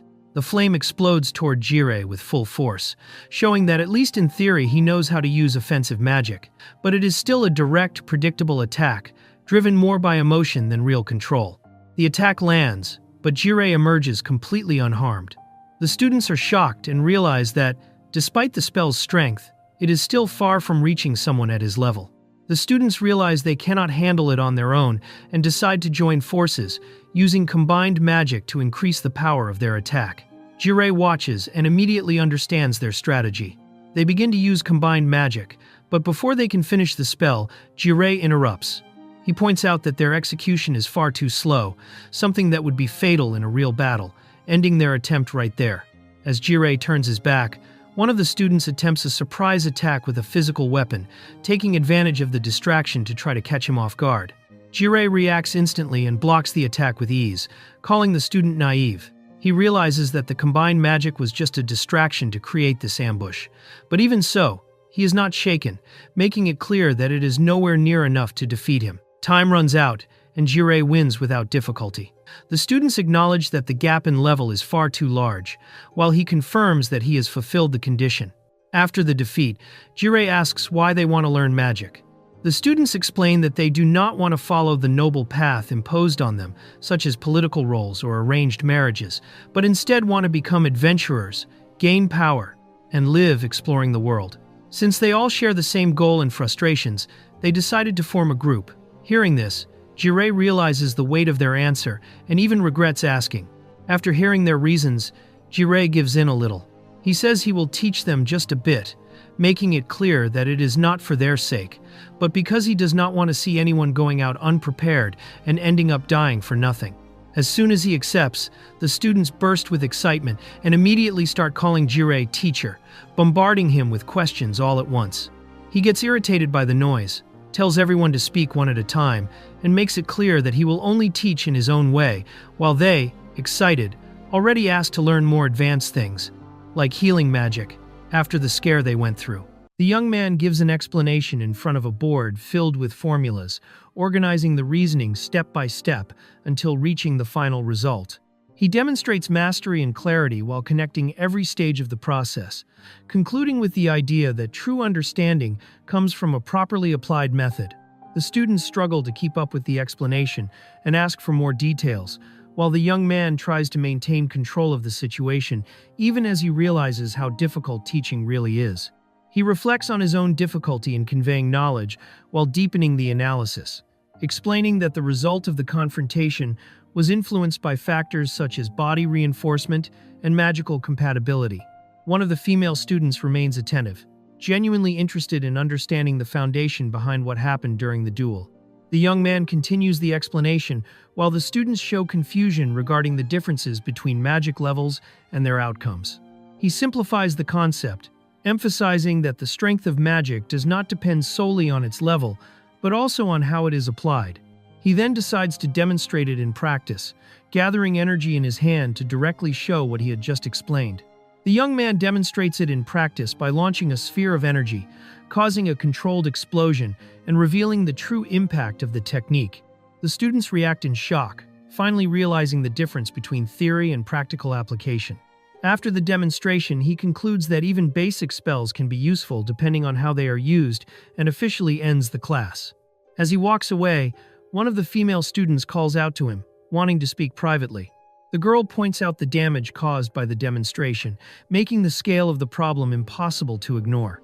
He reacts without knowing how to deal with it, realizing that the situation has become far worse than he expected, and that he will have to face the consequences himself. Left without money after the incident, he panics when he realizes he needs to pay for the damages within only a few days.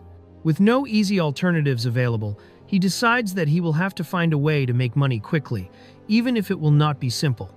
A young woman interrupts him, demanding silence and drawing his attention, indicating that she has something more serious to discuss. He reunites with the young woman and tries to act naturally by starting a conversation, but she responds in a direct and unimpressed manner. The interaction reveals a certain level of discomfort as she questions why he is even there. During the conversation, she explains that she chose a different path after graduation and now works teaching magic. He comments on his own situation and the direction his life took, while the dialogue highlights the differences in their choices and carries a light tone of teasing between them. He receives information about former acquaintances, discovering that one of them disappeared after leaving the group, while another still remains active in dangerous battles. Reflecting on it, he concludes that their lives have taken completely different directions, while suspicions regarding one of their pasts still remain unresolved. The conversation becomes more tense when she suggests possible connections to recent events. He reacts nervously and tries to avoid the topic, showing uncertainty. By the end, it becomes clear that something is being hidden while she silently observes him. She reveals that she needs money, while he, desperate, offers everything he has in order to avoid trouble. The situation ends with him giving in completely, making it clear that he has no room to resist. He apologizes and promises not to cause any more problems, trying to ease the situation. Right after that, he attempts to lighten the mood and get closer to her, but she keeps her distance, making it clear that she has no intention of giving in so easily. The two remain seated in silence, creating an uncomfortable atmosphere. He tries to act naturally, but the lack of interaction only makes the situation increasingly awkward. She finally breaks the silence by starting to eat, revealing an unexpectedly large appetite. He becomes surprised by the sudden change, while the atmosphere between them becomes slightly lighter. While eating, she notices that he is staring at her and immediately shuts the situation down, leaving him speechless. He backs away, and the moment once again becomes mildly awkward. He tries to distract himself by using a magical item while remaining beside her, already aware that he has no option of leaving. While handling the object, he realizes that he forgot how to use it properly, catching her attention. The conversation changes direction when she notices the item and questions him about it, showing interest in what he is holding. She moves closer to show him how to properly use the item, guiding the process by inserting mana and explaining how it functions. He is surprised by how close she suddenly is, but still pays close attention to the instructions. After understanding it, he realizes that proper usage is essential in order to maintain the item without damaging it. The two realize that they share an interest in magical tools, creating a moment of mutual understanding between them. The previously uncomfortable atmosphere fades away, and the conversation begins to flow much more naturally. The conversation shifts toward a festival dedicated to heroes, filled with events and celebrations across the city. He asks about a magical artifact exhibition, but she reveals that she was never able to get accepted into it. In the end, she suddenly makes an unexpected request, catching him completely off guard. She reveals that she managed to get tickets for the magical artifact exhibition through an acquaintance, leaving him completely excited and shocked. His exaggerated reaction turns the moment into a relaxed and playful exchange between the two. Even while trying to deny his interest, he eventually ends up begging for a ticket to the event. She notices the contradiction and agrees to hand over one of the tickets, but only in exchange for a deal, which he accepts immediately. As the condition for receiving the ticket, she asks him to accompany her while shopping. The unexpected request catches him completely unprepared, leaving him unable to react right away. She explains that she wants company while shopping for clothes, making it clear that this is the agreement in exchange for the ticket. He is surprised by the request, trying to process the situation while she maintains the proposal as if it were completely natural. She explains that she likes fashion and wants to buy clothes for her own enjoyment, but soon reveals that she also wants to dress up for someone special. When she mentions that it is the person she loves, he is caught off guard by her honesty. She admits that she originally planned to attend the event with someone else, but something changed her plans. Realizing that there is a complicated situation behind it, he avoids pressing further into the matter, and the two eventually agree to go out together after classes. Before finalizing the agreement, she adds that he will have to pay for everything she buys. The demand catches him completely by surprise, while she confirms the condition without the slightest hesitation. Even without any money, he accepts the agreement after thinking about how rare the tickets are. She then decides to postpone the shopping trip until after the magic tournament, and he ends up agreeing without having much choice. While calculating his debts and realizing that the tournament prize money may not even be enough, he starts worrying about his lack of time and money. Thinking about asking someone for help, he suddenly notices a suspicious presence near the shop. As he approaches the shop, he finds two girls making noise at the entrance, even late at night. While one of them tries to contain the other's excitement, the scene draws attention because of the absurd commotion they are causing. The two continue trying to sneak into the place, acting as though they are carrying out an important mission. While one insists on moving forward no matter what, the other questions why they do not simply resolve the situation in a more direct way. While discussing how to act without causing trouble for humans, the two are suddenly interrupted by his arrival. The interruption throws both of them into panic, and one of the girls immediately tries to deny that they were attempting anything suspicious. Upon seeing the young man, one of the girls falls into complete panic and mistakes him for someone connected to their past. The other tries to calm her down, pointing out that he does not completely match the description they knew, while the entire atmosphere turns into total chaos. After the initial confusion, he questions the suspicious behavior of the two girls after finding them near the open window. Pressured by the situation, they desperately try to invent an excuse to justify what they were doing there. Trying to escape the situation, one of the girls claims to be an employee of the shop, but he quickly notices the inconsistency in her story. The lie falls apart immediately, leaving both girls even more desperate while he begins to understand the situation more clearly. Unable to maintain the lie any longer, the two finally reveal who they truly are and launch into an exaggerated speech about conquering the world and subjugating humanity. He simply watches the scene in complete confusion at the absurd situation unfolding in front of him. The girl tries to stop her companion before she says too much, while he watches the pair trying to act like grand and powerful villains.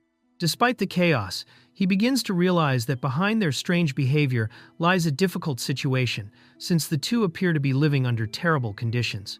After realizing that the two were about to steal out of desperation, he stops them before they can do something worse. Instead of directly scolding them, he decides to show them a basket full of food to catch their attention. He offers the sweets so the two girls will give up on stealing and return home instead. The girl is shocked by the amount of food, while he reveals that he had permission to take those items from the shop. He even offers them money to help, but asks them not to steal again.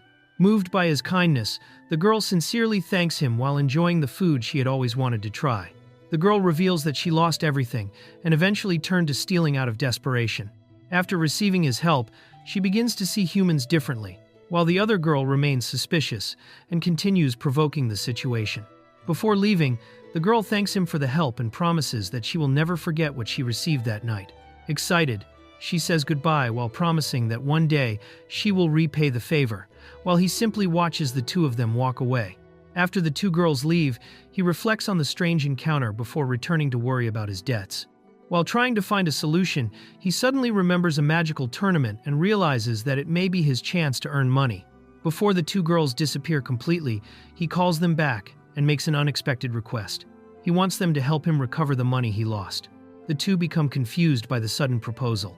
While walking through the magical city, he observes how magic exists in everything around them, from transportation to ordinary objects. The girl enthusiastically explains details about the place, showing her familiarity with the environment while guiding him through the streets. While wandering through the city, she becomes distracted after spotting a sweets stand and decides to stop to buy something, since he needs to handle matters related to the tournament. Alone, he looks at the enormous arena and realizes that the beginning of the competition is finally approaching. Standing before the arena, he begins thinking about the opponents he may face during the tournament. Even without knowing what awaits him, he decides that he will do absolutely anything to win and obtain the prize money. While registering for the magical tournament, he remembers that he only entered the competition out of necessity. Even though he originally had no intention of participating, he accepts that he must win in order to earn money and solve his problems. During registration, he avoids using his real name so he will not attract unwanted attention. Forced to choose a nickname for the tournament, he eventually decides to use another name and compete anonymously. The receptionist warns him that the chosen name is already famous because of a well-known hero in the city, leaving him surprised. After hearing that, he remembers that the name was also connected to someone mentioned earlier, making the coincidence start to feel strange. After finishing the registration under another name, he receives confirmation that the tournament schedule will be announced later. As a bonus for participating, he receives a lottery box containing a random magical item, making him curious about what he obtained. After opening the box, he discovers that he pulled a rare and expensive accessory created specifically for the event. However, despite its high value, the item possesses no useful ability other than being extremely durable, leaving him completely disappointed.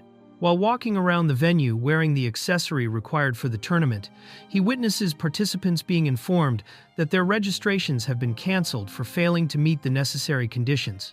After noticing one of the competitors, he gets the feeling that he has seen him before, realizing that something strange is happening. After putting on the strange accessory, he unintentionally catches someone's attention, leading them to mistake him for another person. However, they quickly realize the misunderstanding because of the exaggerated appearance, and the situation ends in an awkward moment. After realizing the risk of being recognized, he panics and tries to leave the area quickly while still using the strange disguise. On the way, he accidentally bumps into a girl, unexpectedly interrupting his escape. After colliding with the girl, he tries to end the situation quickly before being recognized and escapes immediately afterward.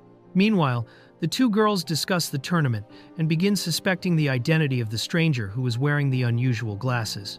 The girl admits that she is still not strong enough to confront the person she is searching for and decides that she must become stronger before taking action. Meanwhile, he realizes the danger of remaining there and concludes that he should disappear as soon as the tournament ends. The grand magical tournament finally begins, with the arena completely packed while the rules are announced to every participant. The elimination battles are presented as safe confrontations thanks to the recovery magic applied throughout the venue, while the organizer of the event officially starts the competition before the crowd. The tournament organizer appears before the crowd and officially introduces herself as one of the princesses of Maya. Her elegant entrance captures everyone's attention while the opening ceremony continues. The princess delivers a speech thanking everyone for making the tournament possible and proudly expresses her participation in the tradition of the event. However, in the middle of the formal presentation, she suddenly interrupts everything by calling an employee closer, awakening curiosity among the audience. The ceremony ends up taking a strange turn when the princess admits having difficulty reading her own speech, creating an awkward exchange with the employee standing beside her. While the situation becomes increasingly embarrassing, the audience can only watch the confusion unfolding on stage. After regaining control of the speech, the princess finishes it in an overly energetic manner, encouraging the participants to fight honorably in the tournament. Watching everything from the audience, he concludes that the organizer is even more eccentric than he originally imagined. The tournament begins by announcing the first match of the main bracket. On one side stands the previous year's champion and the favorite to win, a renowned and experienced warrior. On the other side, he enters as a low-ranked adventurer recommended by the Magical Academy, attracting attention because of the absurd difference between the two competitors. Before the fight begins, he receives enthusiastic support from familiar faces, including his students and the girls he met earlier. After realizing that all of them were watching the battle, he starts feeling even more pressure to win. While the girls watch nervously from the stands, the arena officially announces the beginning of the fight. With everyone focused on the confrontation, the battle finally begins. Before the battle can even properly progress, the champion attempts to intimidate him, claiming that the gap between them is far too large, and suggesting that he should surrender. Even so, he remains firm, determined to fight until the very end, despite the pressure imposed by his opponent. Even under the overwhelming pressure of his opponent, he refuses the idea of surrendering. Determined, he makes it clear that he cannot accept defeat because he absolutely needs to win. The champion acknowledges his determination for continuing to fight despite the disadvantage. In response, he decides to take the battle seriously and promises to fight with all of his strength and pride. The champion charges directly at him, all at once, beginning the confrontation with the full pressure of his power. Facing the direct assault, he prepares to react as the battle finally explodes into full intensity. The fight begins at incredible speed, but instead of counterattacking, he continuously avoids the champion's strikes. Irritated by the defensive behavior, the opponent begins pressuring him even harder in the center of the arena. Unable to land a hit on him, the champion starts growing irritated after realizing that he continues dodging without showing any fear. While calmly maintaining himself during the fight, he remembers the favor he requested from the two girls before the tournament began. Before the tournament, he explains to the two girls that he intends to use the betting system surrounding the competition in order to make money. Since participants are forbidden from betting on themselves, he asks the girls to place the bets for him, promising to share the profits if he wins. The two girls agree to help him with the betting and become excited about the idea, believing that he must win at any cost. While they enthusiastically imagine the possible profits, he reveals that he already has a plan in mind to turn the situation in his favor. While continuing to dodge the attacks, he mentally calculates the odds and the money involved in the bets. Realizing that victory would grant an enormous amount of money, he concludes that he must continue winning, even if it causes even more problems around him. The opponent begins questioning his confidence during the fight, unable to understand why someone so weak would remain so calm. In response, he reveals that he is thinking far beyond that battle, focusing on the bets and how much profit he would make if a low-ranked adventurer advanced through the tournament. The champion completely rejects his logic, finding the idea of turning the tournament into a gambling opportunity absurd. Even so, he remains firm in his reasoning and prepares to reveal his true strategy. While continuing to dodge the champion's explosive attacks, he finally reveals his calculation. If he wins as the absolute underdog, the bets will generate a gigantic fortune. Even amid the chaos of the arena, his mind remains focused solely on the profit he can obtain. Against every expectation, he wins the confrontation and is officially announced as the victor of the battle. While the arena reacts with shock at the result, he internally celebrates after realizing that his plan to earn an enormous amount of money worked perfectly. After winning unexpectedly and profiting massively from the bets, he begins attracting attention throughout the tournament. His method of quickly defeating opponents with magic starts building his reputation, while he uses the money he earned to continue staying at the inn and advancing through the competition. Excited by the fortune they accumulated, the two girls begin imagining everything they could do with so much money. Filled with excitement, they want to bet even more on the upcoming matches, but he immediately shuts down the idea after revealing that betting would be closed on the final day of the tournament. After profiting from the tournament, he decides to share part of the money with the two girls, as thanks for helping with the bets. While thinking about using the rest to pay off his debts and fulfill his promises, he tries convincing the two of them to spend the money on something they truly desire. Upon receiving the money, the girl realizes that she will no longer need to resort to stealing in order to survive. Moved by the help she received, she sincerely thanks him, while the other girl immediately starts acting overly excited and dramatic around him. Before leaving, the two girls thank him once again for the help and say they may be able to repay the favor someday in the future. He calmly says goodbye, remaining alone once again while beginning to think about what he should do next. On the final day of the tournament, the competition between the four finalists finally begins. Even though he has already earned the money he needed, he continues participating because of the grand prize, an extremely valuable magical item. After winning the first two rounds, he also discovers that Lena abandoned the tournament midway through the competition, leaving him relieved that he will not have to face her directly. In the decisive match of the tournament, he faces his final opponent, a mysterious girl who is tied with him for first place. Despite her young and calm appearance, she possesses a terrifying reputation, since she usually surrounds the arena in black mist and defeats her enemies before they can even understand what happened. Realizing the danger standing before him, he decides to remain completely alert. The two finalists finally stand face to face inside the arena. On one side, he maintains his calm posture while wearing the strange disguise that became his trademark throughout the tournament. On the other side, the mysterious girl looks at him with a serene and confident smile. As tension takes over the entire stadium, the decisive battle finally begins. Before the fight truly starts, the girl politely introduces herself as Enri and behaves in a surprisingly gentle manner, asking him to go easy on her. Her calm and delicate attitude makes him realize that his first impression of her may have been wrong, causing him to lower his guard slightly while accepting the greeting. The instant they shake hands, a sudden shock surges through his body. Pain appears unexpectedly, forcing him to immediately pull back while realizing in shock that the girl had cast magic through the simple act of greeting him. Even while protected by body reinforcement magic, he feels a strange pain piercing through his mind, as though an electric current had directly struck his brain. While trying to understand what just happened, the girl shocks the entire arena by suddenly surrendering the match, calmly stating that she cannot win that battle. Without showing any regret for her sudden surrender, the girl simply walks away from the arena with a peaceful smile. Before leaving, she says that she would like to speak with him again somewhere else, leaving behind a mysterious farewell while he still cannot fully understand her true intentions. With the opponent's unexpected surrender, the result is immediately decided. Before the entire arena, he is announced as the champion of the tournament, but instead of celebrating, he is left completely confused by the strange and sudden way everything ended. After the tournament, he is taken to a private room while trying to process everything that happened. Even though he is happy for obtaining both the prize money and the magical item, he still cannot understand why he won the final battle so easily. While resting and waiting to be called, someone finally enters the room to speak with him personally. The person who enters the room turns out to be none other than Princess Elena herself, the organizer of the tournament. She formally introduces herself, apologizes for the strange events, and expresses interest in getting to know him better from now on. Upon realizing that he is standing face to face with the Princess of Magicosmaya, he becomes completely shocked.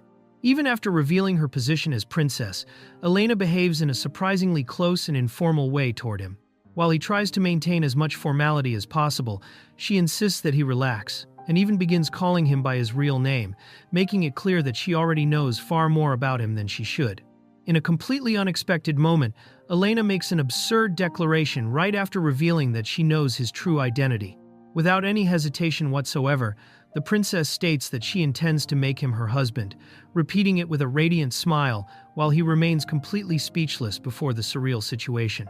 Completely lost after hearing the princess's proposal, he makes it clear that he does not even understand where such an idea came from and only wants to collect his reward and leave to rest.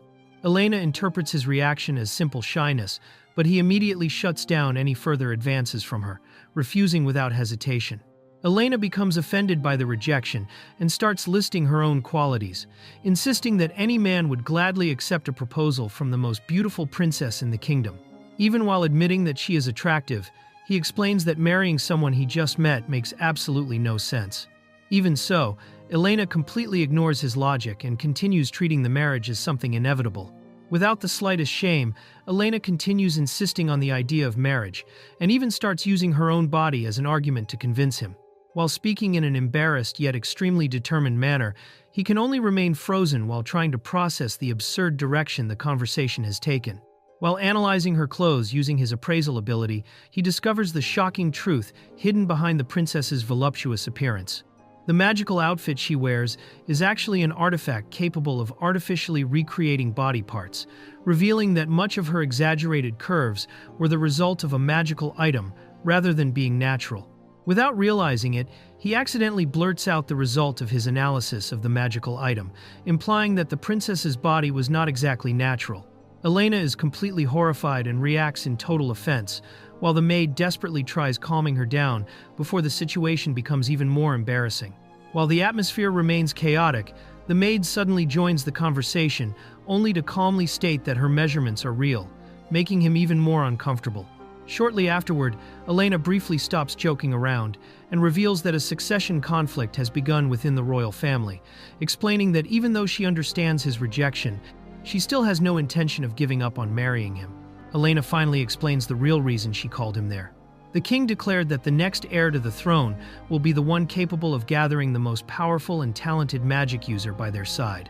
Because of his victory in the tournament, she believes she has found someone capable of helping her solve an extremely dangerous problem, confronting a monstrous creature known as the demon that tears out hearts. While the maid tries stopping Elena from revealing information that is far too dangerous, the princess insists that he is her only hope at the moment.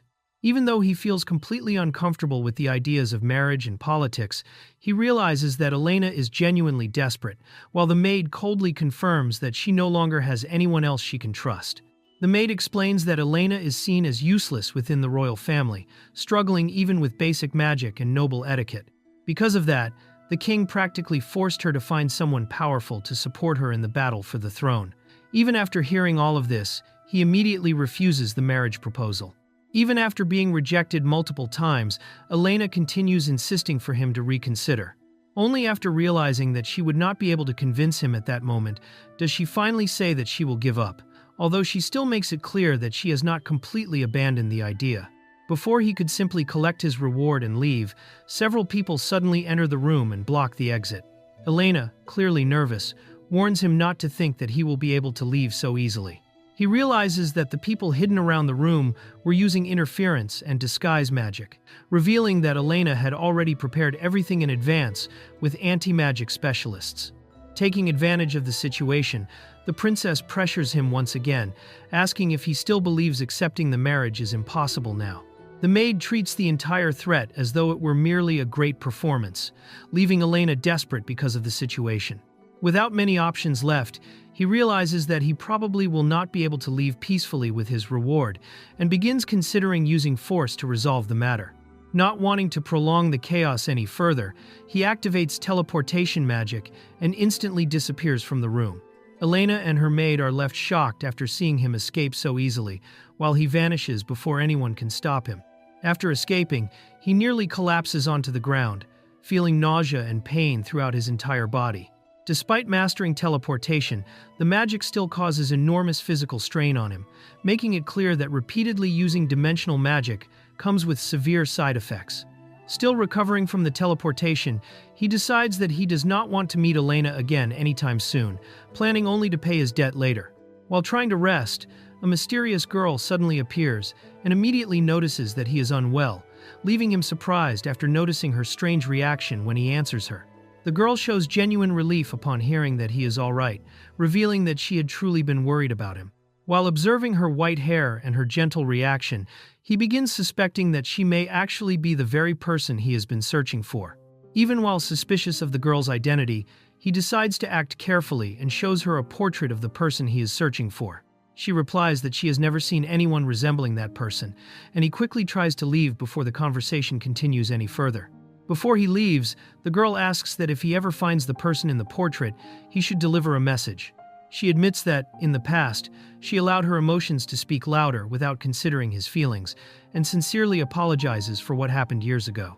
She admits that she was selfish for wanting to monopolize his feelings, understanding that someone as kind and admired as him would naturally attract other women. Even so, despite trying to accept that reality, she cannot hide the discomfort she feels when imagining him living beside another woman. Before leaving, she asks him once more to deliver that message and says that she hopes to meet him again someday. Then, with a sincere smile, she congratulates him for winning the magical tournament, saying that what he accomplished was truly incredible, leaving him completely shaken by the conversation. With a love-struck gaze, she reveals that the encounter only confirms something she has felt for years. There is only one person she wishes to marry. After directly calling him by his real name, she walks away smiling, while he remains completely stunned after realizing who she truly was. Completely shaken, he begins panicking after realizing that Rafine had been beside him the entire time without revealing her identity. While trying to understand the situation and escape from the problems involving marriage and feelings, he ends up encountering another girl, no longer having any idea what he should do next. The new girl immediately notices that he looks exhausted and asks whether he wants to back out of the agreement they made. Even though he is still shaken by the previous events, he refuses and explains that he will spend the day shopping with Eve in exchange for the tickets to the magical artifact exhibition. While they talk, she suggests that he simply change his appearance to avoid being recognized, but he refuses because disguise magic affects his senses and bothers him a lot. Still joking around and complimenting his own appearance, he ends up irritating the girl, who calls him cruel before asking for a moment to grab something capable of hiding his face. Shortly afterward, she appears carrying a full suit of armor for him to use as a disguise. Even though he finds the idea absurd, he accepts after realizing that the armor is surprisingly light and practical, while she admits that she chose it simply because she thought it looked cool. The two begin shopping in ordinary stores, and he becomes surprised after realizing that Eve does not care about expensive brands or excessive luxury. For her, the important thing is finding something genuinely beautiful and comfortable, not simply the most expensive item in the shop. Eve starts trying on several outfits and asks for his opinion every single time she changes clothes. However, because he knows absolutely nothing about fashion, he ends up giving the same response every time, leaving her frustrated for not receiving a serious answer about which look actually suits her best. Trying to get a more genuine reaction from him, Eve appears wearing completely different styles, ranging from casual clothes to an extremely delicate dress. The moment he sees her like that, he ends up speechless, realizing for the first time just how beautiful she truly looked. Eve continues testing increasingly extravagant outfits, including maid costumes and even cat accessories. For the first time, he reacts sincerely and calls one of the outfits cute, leaving Eve excited and causing her to start taking his opinion completely seriously. In the end, after a great deal of indecision, she chooses to buy the very first outfit she had tried on.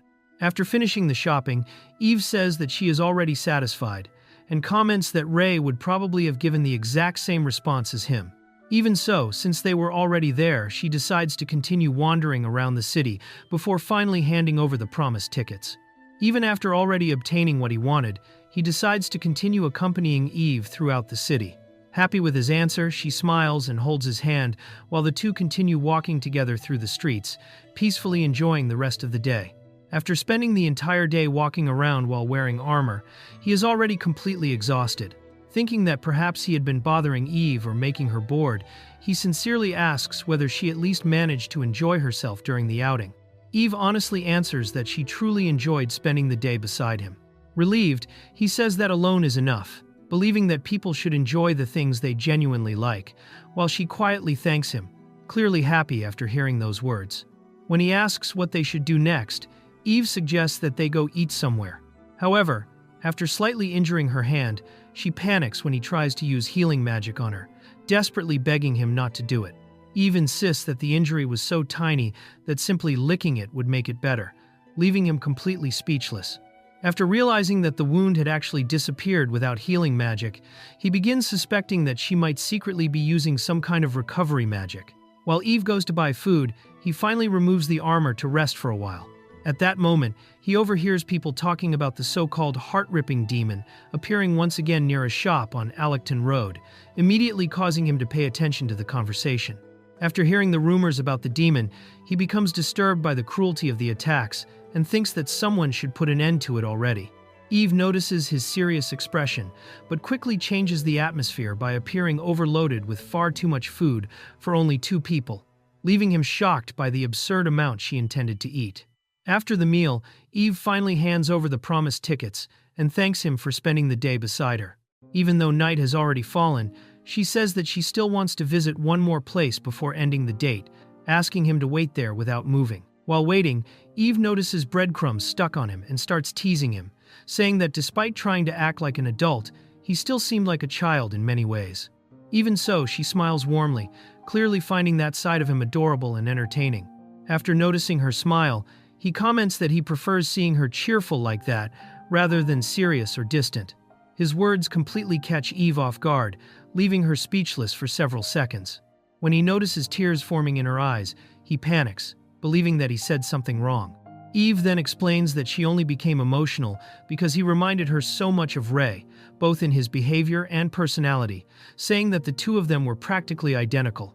While trying to understand who this Ray actually is, he begins suspecting that she may unknowingly be talking about him. Even without recognizing his face because of the disguise, Eve continues praising Ray with sincere admiration, saying that he was an incredibly kind, strong, and special person to her. Eve reveals that Ray saved her life in the past, and that because of that, he became someone extremely important to her. When he comments that a person like that should probably have become a hero already, Eve immediately denies it, as though she believes Ray would never choose to follow such a path. While they continue talking, Eve leads him to a silent place, surrounded by flowers. Then calmly, she reveals that Ray never became a hero because he was already dead. Upon realizing where they are, he finally understands the shock of the situation, after noticing that the place was actually Ray's grave. Standing before the flower-covered gravestone, Eve confirms that it truly was the grave of hero Ray.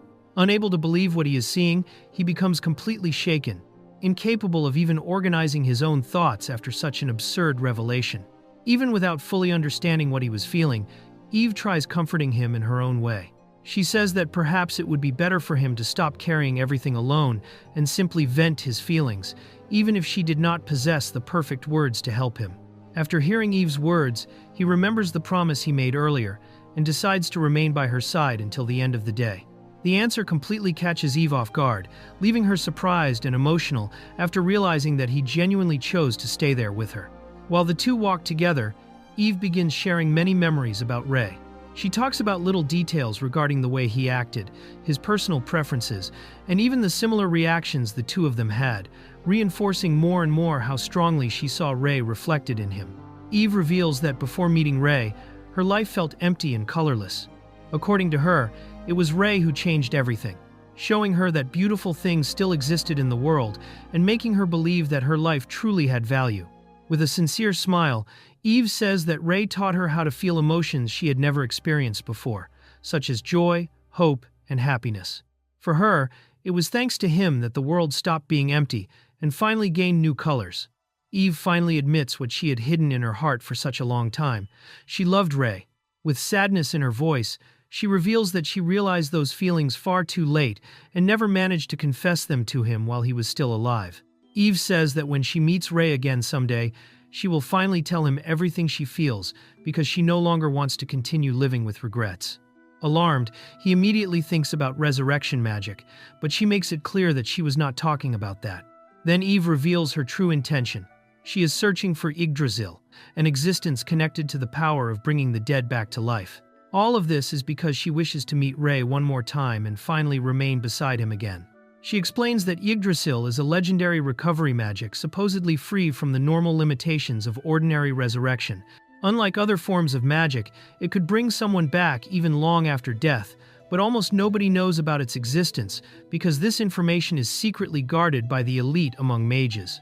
Even while knowing that finding Yggdrasil could take years or perhaps never happen at all, Eve refuses to give up because it is the only hope she still has left. After hearing her determination, he promises to inform her if he ever discovers any information regarding the legendary magic, earning a sincere thank you from her.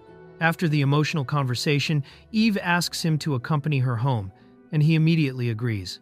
However, while the two peacefully walk together through the night, something strange suddenly appears in the sky, instantly catching their attention. What fell from the sky was Aldi, completely desperate. He immediately warns them that something terrible happened. The students Eve and Jireh were supervising disappeared without leaving behind any traces. Aldi explains that the students have been missing since the previous day and never even returned to the dormitories. Even though they are troublemakers, they had never broken curfew before, and even the guard accompanying the group vanished alongside them. Realizing the seriousness of the situation, they begin suspecting that some terrible accident occurred. After connecting the students' disappearance to the rumors regarding someone ripping out children's hearts, he begins suspecting the worst. Aldi desperately begs for help, saying that only Jireh possesses detection magic powerful enough to find them, but overwhelmed by conflicting emotions and the weight of the situation, he coldly responds that he does not want to get involved. Even while claiming that he did not want to help, Jireh eventually gives in after Aldi desperately begs him. Trying to hide his true feelings, he says that he will only help if the Academy rewards him afterward, but Eve immediately realizes that he is lying and that he would have helped no matter what. Right after that, she asks how he plans to locate the missing students. Jireh then activates his clairvoyance magic to track the missing students, leaving Eve and Aldi shocked after realizing that he could use such a rare ability. He comments that he never revealed it before because he always used the magic in secret. After searching throughout all of Magicka's Maya, without finding even a trace of the students, Jireh reaches a worrying conclusion. They were probably taken to the other world, a place that not even his clairvoyance can directly locate. Even so, he believes there is still a chance, because there must be some hidden distortion within the city connecting the two worlds. Jireh explains that manually searching for the distortion would be faster than trying to track it through magic. He then asks Aldi to prepare something important before the search begins. Desperate to help, Aldi immediately agrees, saying that he will provide absolutely anything, even ancient artifacts if necessary. Meanwhile, a mysterious figure watches several rats scattered throughout Magico's Maya and appears entertained by the entire situation. Little by little, it becomes clear that those creatures are being used to monitor the city and are most likely directly connected to the disappearances. Elsewhere, the mysterious figure appears before someone injured and terrified, offering help with a disturbing smile. However, it quickly becomes clear that this so-called help came from someone completely insane, treating the entire situation as nothing more than entertainment. The hooded figure continues enjoying the situation while holding a torn-out heart and reveals that they still want to continue playing. Right afterward, the figure appears before several unconscious students and bows respectfully towards someone called Gluttony-sama, making it clear that everything happening was part of something far darker and far more sinister. Following the traces of the distortion, the group arrives at what appears to be an ordinary abandoned house. Even without sensing any magic in the area, Jirei confirms that there is a hidden passage there directly connected to the other world. Jirei reveals that he asked Aldi to gather rats throughout the city so he could use magic on them and search for the hidden distortion. After controlling thousands of those creatures, he finally managed to locate the passage to the other world, confirming that the door of that house was the entrance. While analyzing the door, Jirei notices that the surrounding space was distorted. He explains that one of the rats made contact with the other world, and, in that instant, his vision changed into a gigantic cave, indicating that the place was probably a labyrinth connected to another dimension. Just as they prepare to enter, something unexpected causes Aldi to order everyone to wait. Jirei decides to enter the other world alone and orders the others to stay behind. Aldi tries insisting that they should go as a group, but Jirei refuses, saying that he already reinforced his own body with magic, and that their only role is to prevent more people from approaching the distortion. Without hesitation, Jirei makes the reason for wanting to go alone completely clear. In his eyes, Aldi would only get in the way during the mission. Even though he feels hurt, Aldi accepts Jirei's decision and says that he already expected that answer. However, before Jirei enters the distortion alone, Eve grabs his clothes and states that she will go with him to help rescue the students. Even after being warned about the danger, Eve insists on accompanying Jirei. Determined, she says that she cannot allow him to go alone and promises that she will not become a burden during the mission, even claiming that he could abandon her if something went wrong. After a great deal of insistence, Jirei finally agrees to bring Eve with him, but warns her never to leave his side.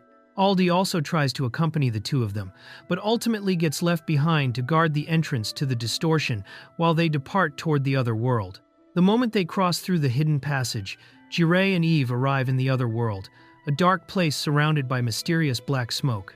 Upon seeing that strange environment for the first time, Eve realizes that they have finally entered the dimension where the missing students may be trapped. Jirei explains that the black smoke functions as a barrier that interferes with magic, preventing him from even controlling the rats inside that place. Even so, his connection with them still allows him to know what exists ahead.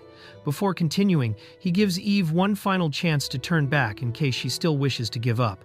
Without hesitation, Eve decides to continue by his side until the very end. In response, Jirei activates his magic and warns her not to regret her decision, while a strange presence seems to emerge from the depths of that dark place. A short distance ahead, the two of them discover several children's bodies scattered across the ground, all brutally murdered.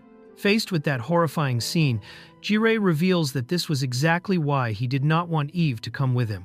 Jirei realizes that the students and the guard were already dead by the time the rats found them, all with their hearts ripped out.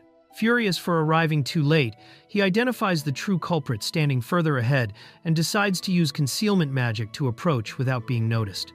Seeing Eve shaken by the sight of the bodies, Jirei explains that healing magic can no longer save those children because they are already dead. However, unwilling to give up on them, he shocks Eve by declaring that he intends to use resurrection magic. Jirei reveals that he can still save the students because their souls remain within that world, even though they are on the verge of disappearing due to the brutality of their deaths. While he goes to confront the one responsible for the massacre, he asks Eve to call out to the victims' spirits and prevent them from vanishing before the resurrection can be performed. Consumed by rage, Jirei decides to kill the one responsible for the massacre with his own hands. Before leaving, he asks Eve to continue calling the souls of the students no matter what happens, and then creates a powerful barrier around the bodies to protect them while he faces the enemy. While advancing toward the murderer, Jirei realizes that the children's souls should normally remain in that place for several more days, which makes it even stranger that they are disappearing so quickly. Even so, confident in the barrier protecting Eve, he decides to focus solely on eliminating the culprit standing before him. Without hesitation, Jirei launches a lethal attack and blows apart the murderer's body in a single strike. However, after killing him so easily, he realizes that he does not feel the satisfaction or relief he imagined he would feel after ending the one responsible for the tragedy. Moments later, the true enemy appears before Jirei completely unharmed, revealing that the murderer who died was merely a distraction. Irritated, he complains about having his fun interrupted, making it clear that the entire massacre was nothing more than a game to him. The hooded boy furiously threatens Jirei, saying that he will now kill him brutally for entering that place without permission. Shocked, Jirei notices that the enemy's corpse still remains dead on the ground, yet he himself continues living, claiming that this is only possible thanks to the power of his mysterious lord. The murderer reveals that his transformation is still incomplete and begins acting in a completely insane manner. Filled with hatred toward the humans who humiliated him in the past, he admits that he killed those children for fun, saying that the expressions of despair on their faces at the moment of death were amusing to him. Jirei questions why he killed the students, since those children had absolutely no connection to his past. However, the murderer coldly responds that it was all nothing more than coincidence, saying that the students merely reminded him of the people who used to intimidate him long ago. Outraged, Jirei loses patience and demands to know the true reason behind such insanity. With a completely disturbing smile, the murderer finally reveals his true objective. He killed all of those people because he was given the mission of summoning an evil god into that world. Before Jirei can even react, the murderer pierces his own body without hesitation and offers his life as a sacrifice, calling upon the name of the evil god of gluttony in order to complete the summoning. At the very instant of the sacrifice, a dark creature emerges from the murderer's body and pierces through Jirei's arm. However, after fully manifesting, the entity takes the form of a mysterious woman named Enri, who immediately recognizes Jirei and reacts with surprise upon meeting him again in that place. Even while injured, Jirei remains calm after recognizing Enri before him. Surprised by the unexpected reunion, he admits that he never imagined he would encounter her again in a place like that, making it clear that the two of them already knew each other from the past. After seeing Jirei's arm severely wounded, Eve goes into shock and tries running toward him with healing magic. However, he immediately stops her and orders her to continue focusing on calling the students' souls, reminding her that it must be done regardless of what happens to him. Eve ultimately obeys, while Enri reveals the reason Jirei cannot heal himself. According to her, any wound caused by the ability of predation prevents the normal use of recovery magic, even on someone as strengthened as Jirei. Enri explains that only heroes or people possessing special authority are capable of completely resisting her predation ability. At the same time, she finally notices that Jirei possesses the mysterious black eyes, something she failed to notice before because of the glasses he wore. Meanwhile, the murderer reappears, carrying the ripped-out hearts of the victims as an offering to Gluttony-sama. The boy believes that by using the victims' hearts, he will finally succeed in summoning the evil god that Gluttony-sama wishes to bring into the world. Driven insane by obsession, he thanks Enri for giving him the opportunity to take revenge against humanity, treating everything as a reward granted to him by her. After obtaining what she wanted, Enri completely abandons the boy. With a cold smile on her face, she states that he is no longer useful and condemns him to death without showing the slightest bit of pity. Desperate, the boy cannot understand why he is being discarded, even after fulfilling everything Gluttony-sama wanted. However, Enri coldly replies that he was only necessary until that moment, and that now that his role has ended, she no longer has any need for him. After eliminating the boy without remorse, Enri tries acting as though nothing happened, and says they should continue their conversation normally. When Jirei questions whether the boy was not someone important to her, Enri coldly responds that he was merely a useful tool. Even so, she admits that deep down, he was still nothing more than a child incapable of handling the power he received. Enri reveals that she completely manipulated the boy from the very beginning. She devoured all of his emotions, leaving behind only the desire to kill and seek revenge, while amplifying those feelings even further until he became that insane murderer. To her, it was even a form of kindness, since without that, he would not have been capable of continuing to live normally. Even after everything, Enri continues treating the situation like an ordinary conversation and shows more interest in Jire's mysterious black eyes than in the deaths she caused. She even offers to let Jire and Eve leave safely, but only if they abandon the children there. Outraged, Jire immediately cuts off the conversation, while Enri coldly asks whether those victims were truly important to him. Jire coldly responds that those children were not important people in his life. According to him, they were merely students he met for a few days, and who would soon follow their own paths. However, even while trying to act indifferent, the rage visible on his face makes it clear that he cannot accept what happened to them. Even while attempting to deny any connection to the students, Jire finally allows his true anger to surface. Consumed by fury at Enri's cruelty, he admits that she is deeply infuriating him. After noticing Jire's fury, Enri provokes him and asks how he intends to fight her in that condition. Without saying much, Jire attempts to attack her directly using magic, but quickly realizes in shock that his powers simply do not function in that place. Enri reveals that when she devoured Jire's arm earlier, she also consumed part of his internal magic and all of the magical energy surrounding the area. While Jire tries to understand what happened, she teases him by saying that his power tasted pleasant, like wine, making it clear that she was the one who completely nullified magic in that place. Enri then reveals her true ability, the authority of gluttony, known as predation. With that monstrous power, she can devour magic, energy, and even parts of people themselves, explaining that only someone chosen as the demon lord of gluttony can wield such an absurd ability. Jire is shocked upon hearing Enri speak about demon lords, since officially none should exist yet. Without caring about hiding anything anymore, Enri explains that there are several demon lords connected to sins such as gluttony, wrath, pride, and lust. According to her, a true demon lord is born after defeating the others and taking their demonic marks, obtaining enough power to challenge even the heroes themselves. Confident that Jire could no longer fight without magic, Enri decides to finish everything quickly and says goodbye before attacking. However, at the very last instant, Jire draws his sword and directly blocks the strike, making it clear that he still had not lost the ability to fight. Enri becomes completely shocked after seeing Jire cut through her predation ability, something that should erase anything it touches. While she tries to understand how such a thing was possible, Jire calmly responds that he simply managed to cut it, revealing that his sword possesses a power far beyond what is normal. Jire reveals that the black sword appeared before him 2 years earlier, and that, ever since then, he has never been able to get rid of it. The weapon always returns, cannot be destroyed, and even consumes his energy every time it is used. Even though he hates depending on that cursed sword, he realizes that it is the only thing capable of confronting Enri's monstrous power. Even while using only the pressure from the wind created by the sword's strike, Jire manages to cut through the power of predation from a distance. Enri is left stunned, unable to understand how a sword of that size could reach something without even directly touching the target. Enri begins looking at Jire differently after witnessing him block predation. Unable to believe that an ordinary human could accomplish something like that, she starts suspecting that there is something abnormal about him. Little by little, her surprise transforms into excitement, while she begins laughing in a disturbingly delighted manner after realizing that she has finally found someone capable of opposing her power. After observing Jire's sword and power, Enri finally understands the reason he is capable of fighting against predation.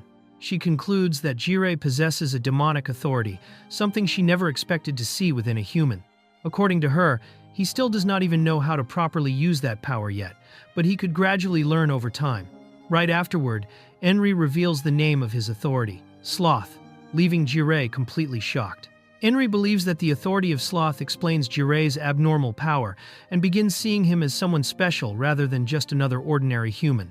Fascinated after finally finding another person carrying a demonic mark, she decides to set the conflict aside and invites Jire to join gluttony. Jire realizes that Enri only changed her attitude because she started believing that she might actually lose the fight. Even so, she continues trying to convince him to join gluttony, offering him a life free from responsibilities, filled with power, wealth, and every desire he could ever wish for. directly appealing to the very concept of sloth. Even while admitting that the proposal sounded tempting, Jireh refuses without hesitation. Before Enri can even finish speaking, he cuts through her attack and coldly states that working alongside her would be extremely irritating, making it absolutely clear that he would never accept joining Gluttony. After defeating Enri, Jireh notices that his magic slowly begins returning now that predation has disappeared. Without wasting any time, he decides to immediately break the barrier surrounding the students and recover his arm so he can use resurrection and attempt to save everyone before it becomes too late. Just as he is about to resolve everything, Jireh realizes that an invisible presence still exists somewhere inside the cave. Even after defeating Enri, part of the power of predation still remains there, as though something else is still hiding nearby. At the same time, Eve also senses another presence close to them, making it clear that the threat is not over yet. Before Jireh can fully react, the invisible presence launches a surprise attack and nearly pierces through his body. He narrowly avoids a fatal strike, but ends up wounded once again, realizing that the true danger was still hidden within the cave. Desperate after seeing Jireh gravely injured, Eve immediately tries healing him, using high heal. However, to her shock, the magic does not work at all. Unable to understand the reason why, Eve falls into panic while desperately begging him not to die before her eyes. After seeing Jireh's condition and realizing that her healing failed, Eve falls into complete despair. Holding him tightly, she begins screaming and crying, unable to accept what is happening. Consumed by guilt, Eve relives all the pain of her past and believes that once again someone important died because of her. Overwhelmed by shock and guilt, Eve begins reliving traumas from her past. Amid her despair, she remembers the moment she was accused of being a monster after the death of a baby, hearing once again the screams and accusations that made her believe ever since then that her existence only brings suffering to the people around her. In the middle of her breakdown, Eve relives another traumatic memory from the past. Locked inside a prison cell and treated like a demon, she remembers the abuse and threats she suffered back when she was called only number 15. Even though she wished to die during that period, she was kept alive solely because cruel people saw value in her due to her appearance and powers. Eve continues being consumed by the memories of her past. She remembers the days when she was called a demon and lived imprisoned, hated by everyone around her. Until 4 years earlier, her life had been entirely empty and colorless, marked only by suffering and loneliness. Alone and emotionally shattered, Eve begins questioning why she is even still alive. She remembers that she carries a curse that spreads death around her whenever she suffers or loses control, while also possessing a cruel blessing that prevents her own death. Abandoned by her parents, sold as a slave, and betrayed countless times, Eve completely lost the ability to trust other people. Consumed by suffering and unable to see even the slightest bit of hope, Eve reaches the point where she wishes only for everything to end.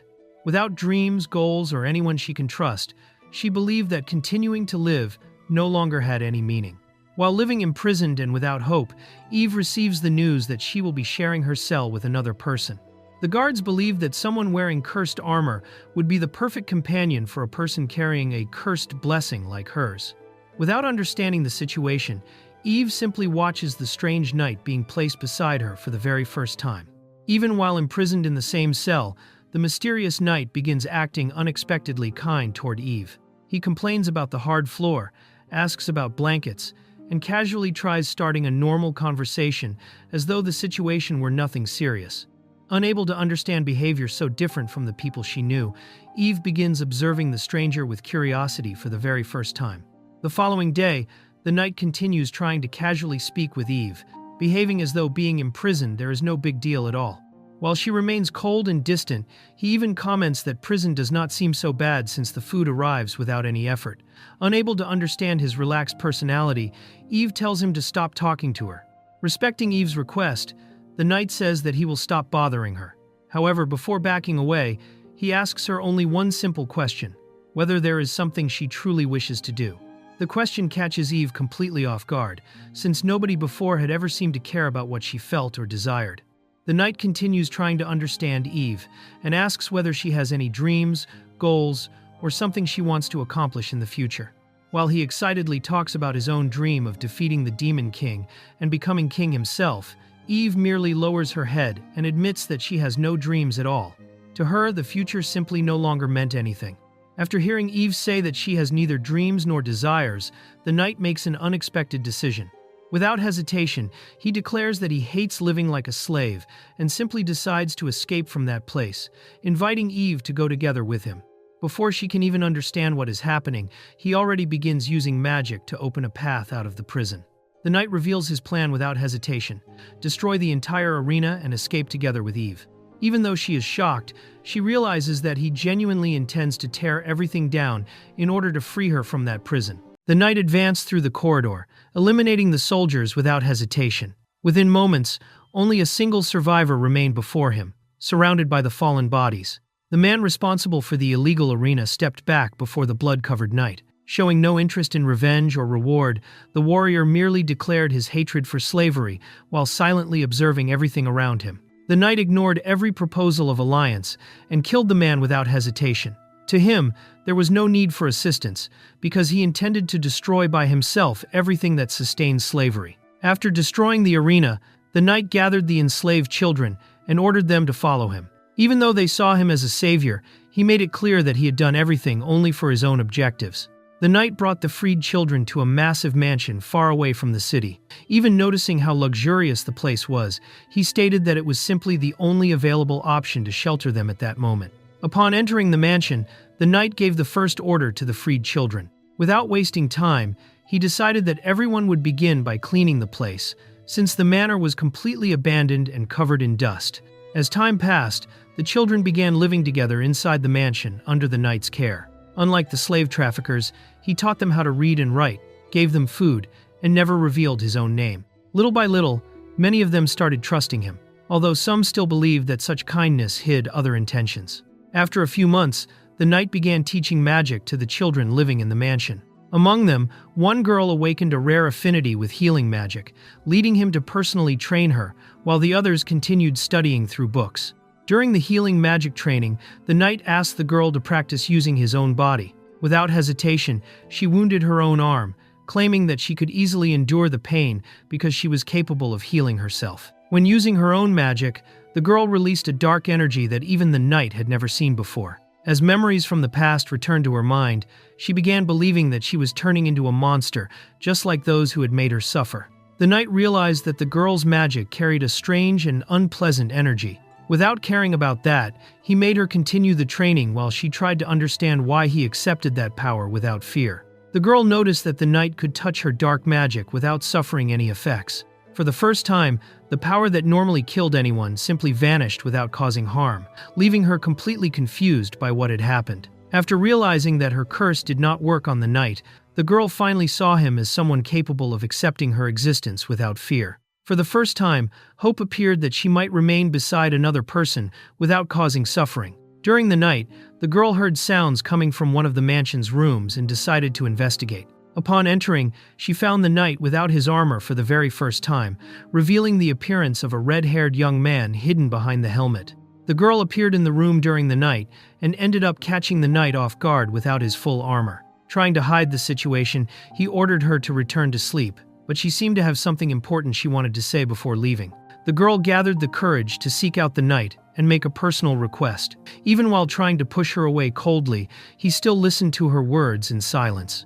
The girl made a sincere request to the knight while he worked on a strange magical item. Even without fully understanding the reason, she silently watched as he showed her a pair of magical boots he was preparing. The knight proudly showed the magical boots he was creating, explaining that they allowed the user to fly, although they required a great deal of maintenance. While observing that unexpectedly childish side of him, the girl finally gathered the courage to return to the request she wanted to make. After gathering the courage to say what she truly felt, the girl revealed to the knight that she wished to die. The girl explained that her curse disappeared whenever she touched the knight, something that had never happened before. Believing that he was the only person capable of ending her life without being affected by the dark power, she begged to be killed, while the knight merely tried to understand the entire situation. After hearing the full explanation about the curse that harmed anyone around the girl, the knight finally understood the reason behind that desperate request. Even so, he immediately refused the idea of killing her, leaving the girl surprised by the unexpected response. The knight rejected the request without showing any interest in gaining something from it. When he decided to end the conversation and send the girl back to sleep, She revealed that there was still one reason why her death could bring benefits. The girl revealed that she was willing to offer her own body in exchange for having her life ended by the night. Convinced that she could never live normally because of the curse, she believed that was the only value she still had to offer. The girl begged once more for the night to end her life, saying that she would do anything in return. Even while offering herself completely, she was only searching for a way to escape the curse she had carried for her entire life. Even before the girl's desperate offer, the knight merely covered her body and ordered her to get dressed immediately. To him, that absurd request was nothing more than the behavior of someone who had completely lost her sense of self-worth after enduring so many years of suffering. The knight realized that the girl had completely lost the notion of her own value because of the cruel past she had lived through. Refusing to accept her desperate ideas, he stated that she did not need to die and that it was already time for her to stop living, trapped only by the pains of the past. The knight tried to show the girl that many beautiful things still existed in the world beyond the suffering she knew. Upon hearing those words, she began to waver, unable to easily accept a hope she had never possessed before. The knight made it clear that he did not completely understand the girl's past, but he also refused to accept her desire to die. To him, someone who had survived until now needed to learn to value their own existence, and that was precisely why he chose to reject her desperate request. The girl finally revealed that she carried guilt over the death of her own sister, believing that her curse had caused the tragedy. Even after hearing that, the knight refused to let her use the past as a reason to give up on life, stating that as long as someone was still alive, there would always be a chance to move forward and seek a new future. The girl could not accept the knight's words, believing that changing her fate was impossible. Even so, he insisted that the decision about living or dying should come from herself alone, not from someone she was trying to rely on to escape her own pain. The girl finally revealed that she had never wished to die from the very beginning. Abandoned by her own family and betrayed every time she tried to trust someone, she gradually came to believe that her existence held no value to anyone around her. The girl broke down in tears while admitting that she had never wanted a life filled with pain and abandonment.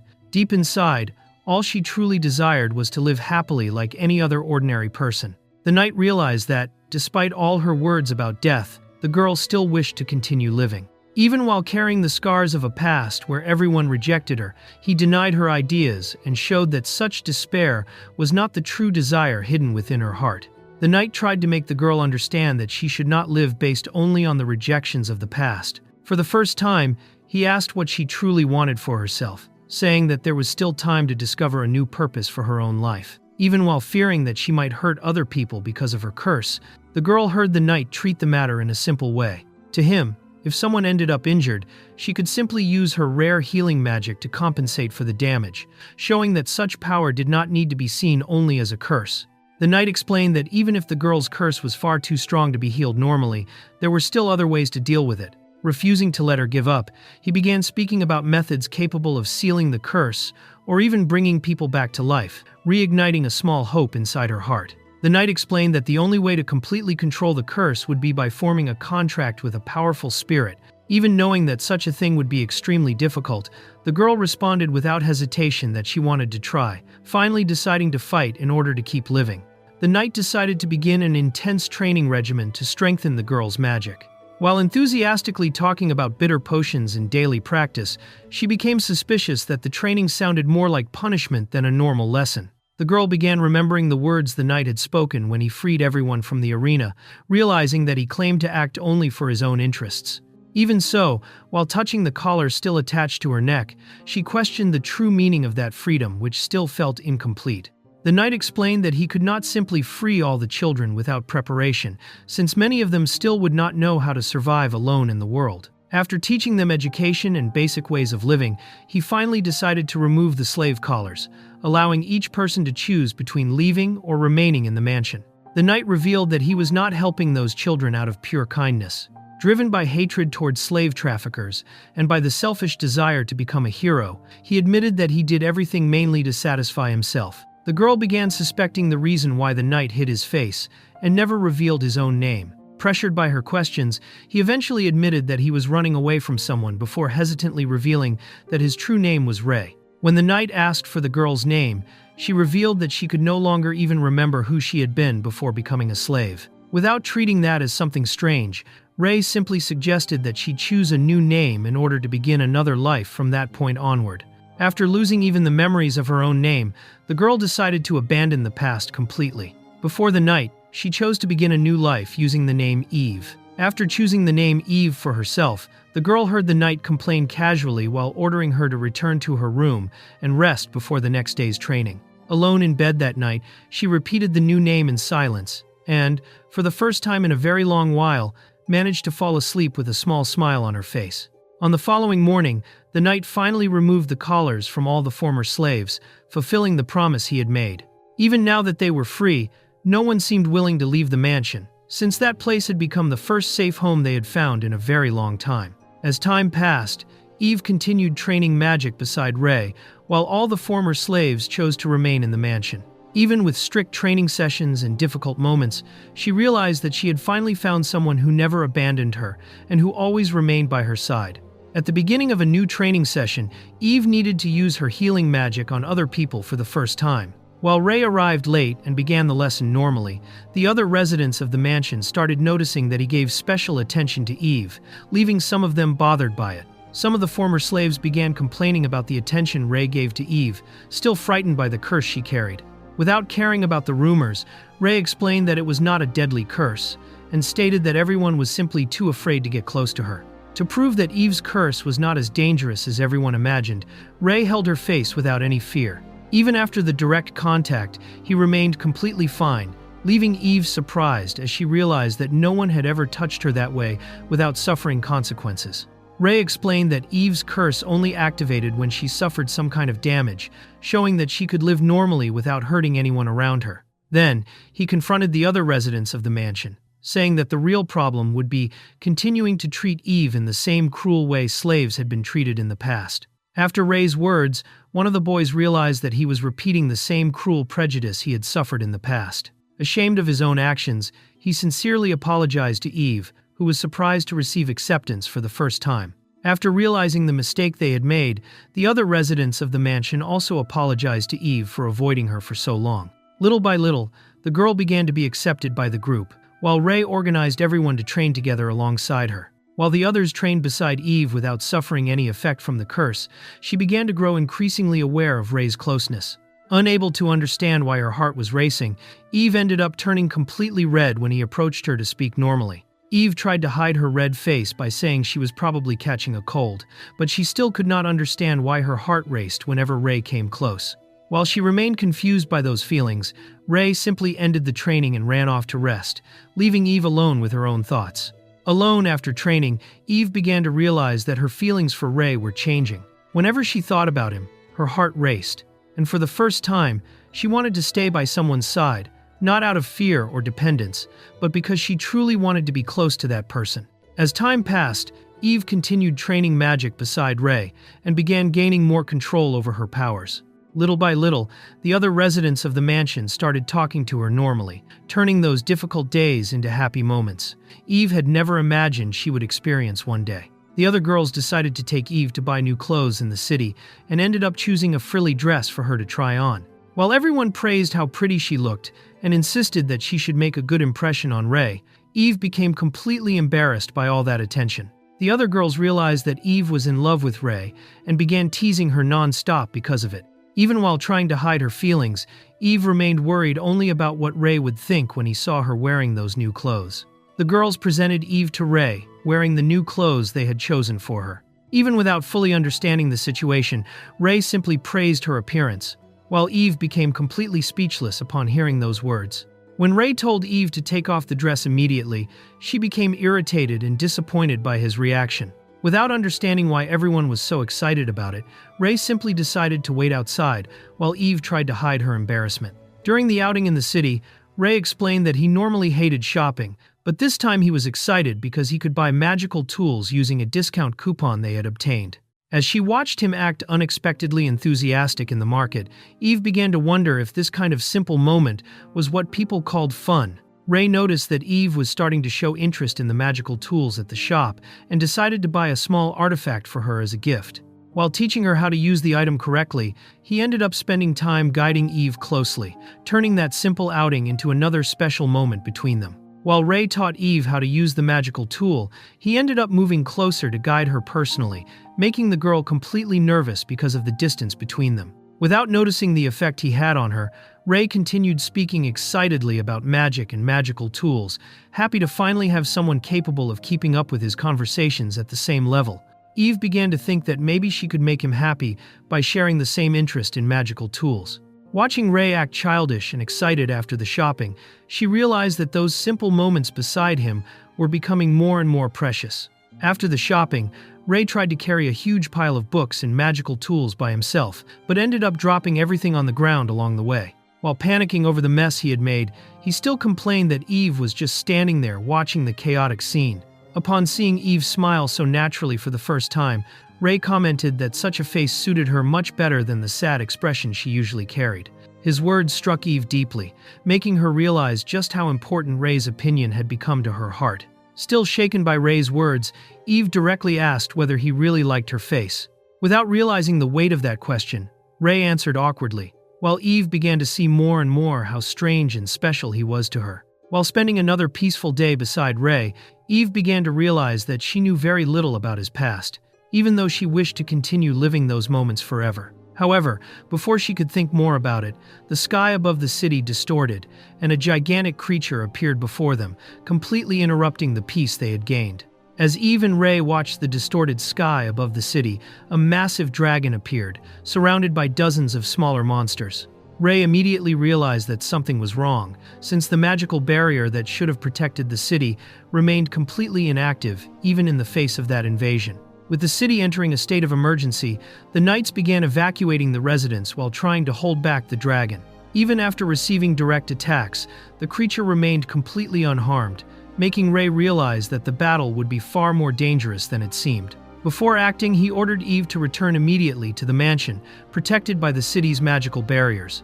Even with the city in danger, Ray began heading alone in another direction, making Eve suspicious that he was hiding something. Trying to reassure her, he only said that he needed to take care of something before returning, while Eve watched his back disappear into the chaos with worry. As she moved away during the evacuation, Eve felt a strange sensation tightening in her chest while watching Ray leave alone. It was at that moment that she noticed something important. Ray had never promised that he would return alive. Realizing that Ray had never intended to run away from that battle, Eve understood that he planned to face the dragon alone in order to protect the city. Even surrounded by monsters and facing brutal attacks in the sky, Ray advanced without retreating, using the full strength of his magical armor against the gigantic creature. While watching Ray fight alone against the dragon in the sky above the city, Eve realized how wounded and exhausted he already was. Unable to understand why someone who claimed to value his own life so much continued risking himself like that for others, she could only watch in anguish as the battle became increasingly violent. After defeating one of the dragons, Ray could barely remain standing because of the wounds he had accumulated. Even in that state, he noticed that more creatures were still appearing in the city's sky, making it clear that the battle was far from over, while Eve watched everything in shock amid the chaos. Even gravely wounded, Ray refused to abandon the city and ignored the request to retreat and heal himself. Determined to keep fighting until the end, he advanced alone once again, resolved to face those monsters with his own hands, no matter how impossible the battle seemed. While facing the dragons alone, Ray finally revealed the true reason behind his obsession. His greatest dream was to become a hero, defeat the Demon King, and gain enough recognition to become king. However, there was one cruel problem. In that world, someone could only receive the title of hero by awakening the sacred mark, something Ray had never managed to obtain, no matter how much he trained or how strong he became. Even without possessing the sacred mark necessary to be recognized as a hero, Ray continued believing in that dream above all else. To him, being a hero meant becoming stronger than anyone, and using that power to protect and help others, no matter how much he had to suffer to reach that goal. Even surrounded by several dragons and already at the limit of his own body, Ray refused to run away. Deep down, he admitted that he wanted to become that perfect hero from old stories, someone capable of protecting everyone without abandoning anyone, and that was exactly why he decided to keep fighting until the end. After a desperate battle, Ray finally managed to defeat all the dragons alone before the eyes of the entire city. While everyone watched the result of that impossible fight in disbelief, Eve realized that Ray was already far more heroic than anyone who merely carried a title. To her, In that moment, he truly looked like a real hero, saving people from evil. While running desperately toward Ray after the victory against the dragons, Eve was suddenly enveloped by a dark aura that began emerging around her body. Unable to understand what was happening, she realized that her curse had activated, even though she had not suffered any injury, and in that instant, she remembered Ray's words about her blessing only working when she was hurt. Eve finally remembered the warning Ray had given earlier about blessings losing strength or even disappearing completely. As she noticed the black smoke leaving the defeated dragon's body and being absorbed by Ray's sword, she began to understand that the victory had come at a tremendous price, while the very existence of his immortal blessing seemed to begin disappearing before her eyes. Upon seeing the black smoke being absorbed by the sword, Eve realized that something was terribly wrong. Soon after, Ray's entire body began being consumed by that dark energy, as if his very existence were disappearing before her. Unable to understand what was happening, Eve could only watch in shock as Ray's armor slowly began to fall apart in the middle of the black smoke. Eve fell into despair when she saw Ray collapsed and realized that not even her recovery magic could heal him. As she cried, she finally understood that Ray had sacrificed himself to protect her, even though he claimed he did not care about her. Eve began crying desperately, begging Ray not to die. She remembered that there were still so many things he had promised to teach her, refusing to believe that everything would end that way. After the battle, Ray never woke up again. While Eve remained isolated and unable to accept his loss, the grave of the man who had saved everyone stood silently before the city. When Eve heard that the other girls believed she loved Ray, she was completely surprised. For the first time, she began to realize that the feelings she carried for him might be far greater than she had imagined. After finally understanding her own feelings, Eve broke down in tears and admitted to herself that she loved Ray. However, that realization came too late, after the man who had changed her life could no longer answer. 1 year after Ray fell in battle, Eve continued visiting his grave while continuing to train magic at the academy. Thanks to Ray's teachings, she had become one of the students with the greatest magical power. But even after so much time, she still carried the feelings and longing for the man who had completely changed her life. Even after a year, Eve still could not completely move forward. While everyone in the city prepared for the festival in honor of the hero Ray, she continued searching for something she had lost since the day he disappeared: the happiness she felt by his side. In front of Ray's grave, Eve finally made a decision. Believing in the ancient legend he had mentioned in the past, she swore that one day she would find the power of Yggdrasil to bring him back to life, wishing she could walk beside him again at the next festival. After Ray's death, Eve decided to become stronger in order to find Yggdrasil and bring him back. Over time, she entered the Magic Academy, was recognized as one of the best students, and even managed to form a contract with a powerful water spirit to increase her power even further. Even after changing completely because of the spirit contract, Eve continued searching for information about resurrection and Yggdrasil. Finding no answers even in the secret records of the Magic Association, she decided to join the hero Reddy's group, believing that journey could finally lead her to a way to bring Ray back. Even after 4 years, Eve never managed to forget Ray. During her journey, she met a man who looked very much like him, and began wearing similar armor just to feel as though she was still beside the person she loved most, even knowing it was only a painful way to deal with her longing. When she saw that man sacrifice himself in the same way Ray had done in the past, Eve realized that nothing had truly changed inside her. Consumed by guilt and pain, she once again believed that everything was the consequence of her own choices. While healing that wounded man, Eve broke down in tears and apologized over and over again, believing that everything would have been different if she had not followed the same painful path she had walked after losing Ray. When the young man regained consciousness after nearly dying, he was completely confused, unable to understand where he was or what had happened. Upon seeing him wake up before her, Eve was shocked, unable to believe that he had truly survived. Realizing that he had survived, the young man became confused and began questioning what had really happened. Finding no sign of the enemy, he reached the absurd conclusion that perhaps he had died and ended up in some kind of afterlife. By revealing a special 10,000 Rian coin, the young man finally explained why he was still alive. Even after dying, he was able to return to life thanks to the power of that rare item, leaving Eve completely shocked to discover that he was not a ghost, but someone who could literally revive after death. The young man explained that the ability was not exactly an item, but an extremely rare magic that allowed someone to revive only once after death. However, now that he had already used that power, He would not be able to return again if he died another time, leaving Eve even more shocked to discover the real weight of that situation. The young man revealed that the resurrection magic had been created by himself when he was still a child and dreamed of becoming a hero. The ability used advanced techniques of time and soul manipulation to revive someone after death, but it carried a tremendous price. After being used, even recovery magic stopped working properly on his body. The young man explained that the magic still had several dangerous effects. Depending on the situation, his body could reappear somewhere else.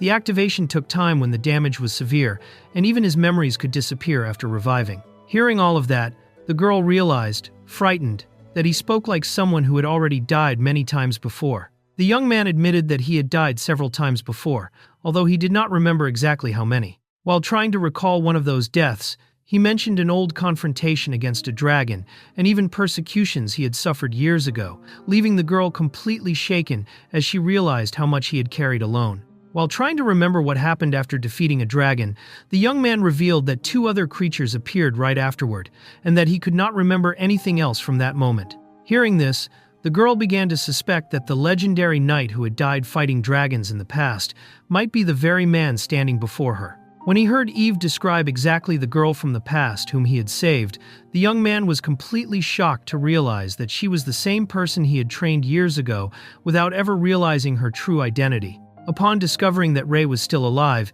Eve broke down in tears of happiness.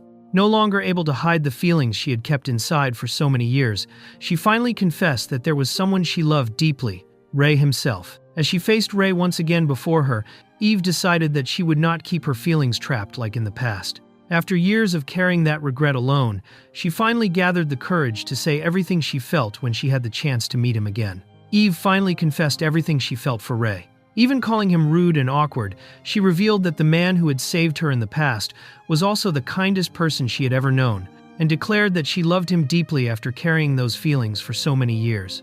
After keeping those feelings inside for so many years, Eve finally gathered the courage to confess her love to Ray and asked him to go out with her, happy that she could finally say everything she felt. During the Hero Festival, Ray enjoyed the magical artifact exhibition like an excited child, while Eve happily observed how much he truly loved magical tools and how he could have fun simply talking about them beside her. While walking beside Ray during the festival, Eve could no longer hide her feelings and stated that she wanted to stay by his side forever. Ray, meanwhile, became completely confused and desperate, unable to understand how that romantic situation had happened so quickly. While Ray tried to focus on the magical artifacts, Eve continued clinging to him and watching his every movement closely. Noticing his discomfort, the girl began to wonder, insecurely, whether she was merely getting in his way or bothering Ray without realizing it. Even when Ray tried to explain that he had never helped Eve expecting anything in return, her feelings remained the same. To Eve, it did not matter what name he used now, because the man who had saved her life in the past was still the person she loved most. Even while calling Ray by his old name as a special nickname, Eve continued insisting on her feelings without hesitation. Ray, on the other hand, entered into conflict with himself, realizing that he should have rejected the confession immediately, but could not truly push Eve away. A week earlier, Ray and Eve had traveled to another world to investigate the disappearance of the academy students. During the mission, they discovered that a boy controlled by a demon was behind the incident. After defeating Enri and saving everyone, Eve finally realized that Ray was the same masked knight who had saved her in the past, and ended up confessing her feelings to him. After resolving the incident and reviving all the dead students, Ray spent a few days in hiding to use his resurrection magic on himself again before returning. In the end, everything went back to normal, except for Eve, who was now completely in love with him. Even after Eve insisted on her feelings, Ray continued trying to deny any possibility of a romantic relationship. However, as she used the very words she had heard from him in the past to refute everything, Ray began to realize that perhaps he had made an enormous mistake by answering that confession without thinking properly. Even without being able to accept a romantic relationship, Eve made it clear that she wanted to remain by Ray's side no matter what. Using his love for magical tools as an excuse, she began inventing reasons to stay close to him, while Ray remained completely lost, unsure how to deal with the situation.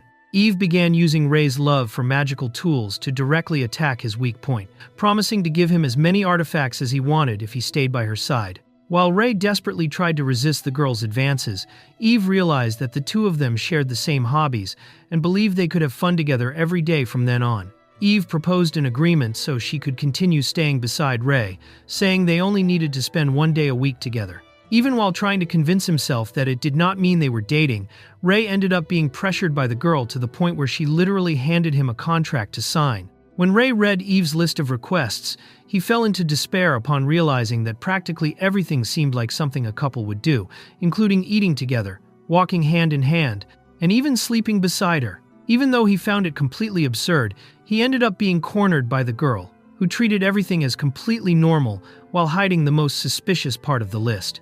Eve turned completely red when she revealed that the hidden part of the list was about marriage, timidly saying that she would do her best if Ray married her. While the girl was practically making an official proposal, Ray panicked and desperately tried to pretend that conversation had never happened.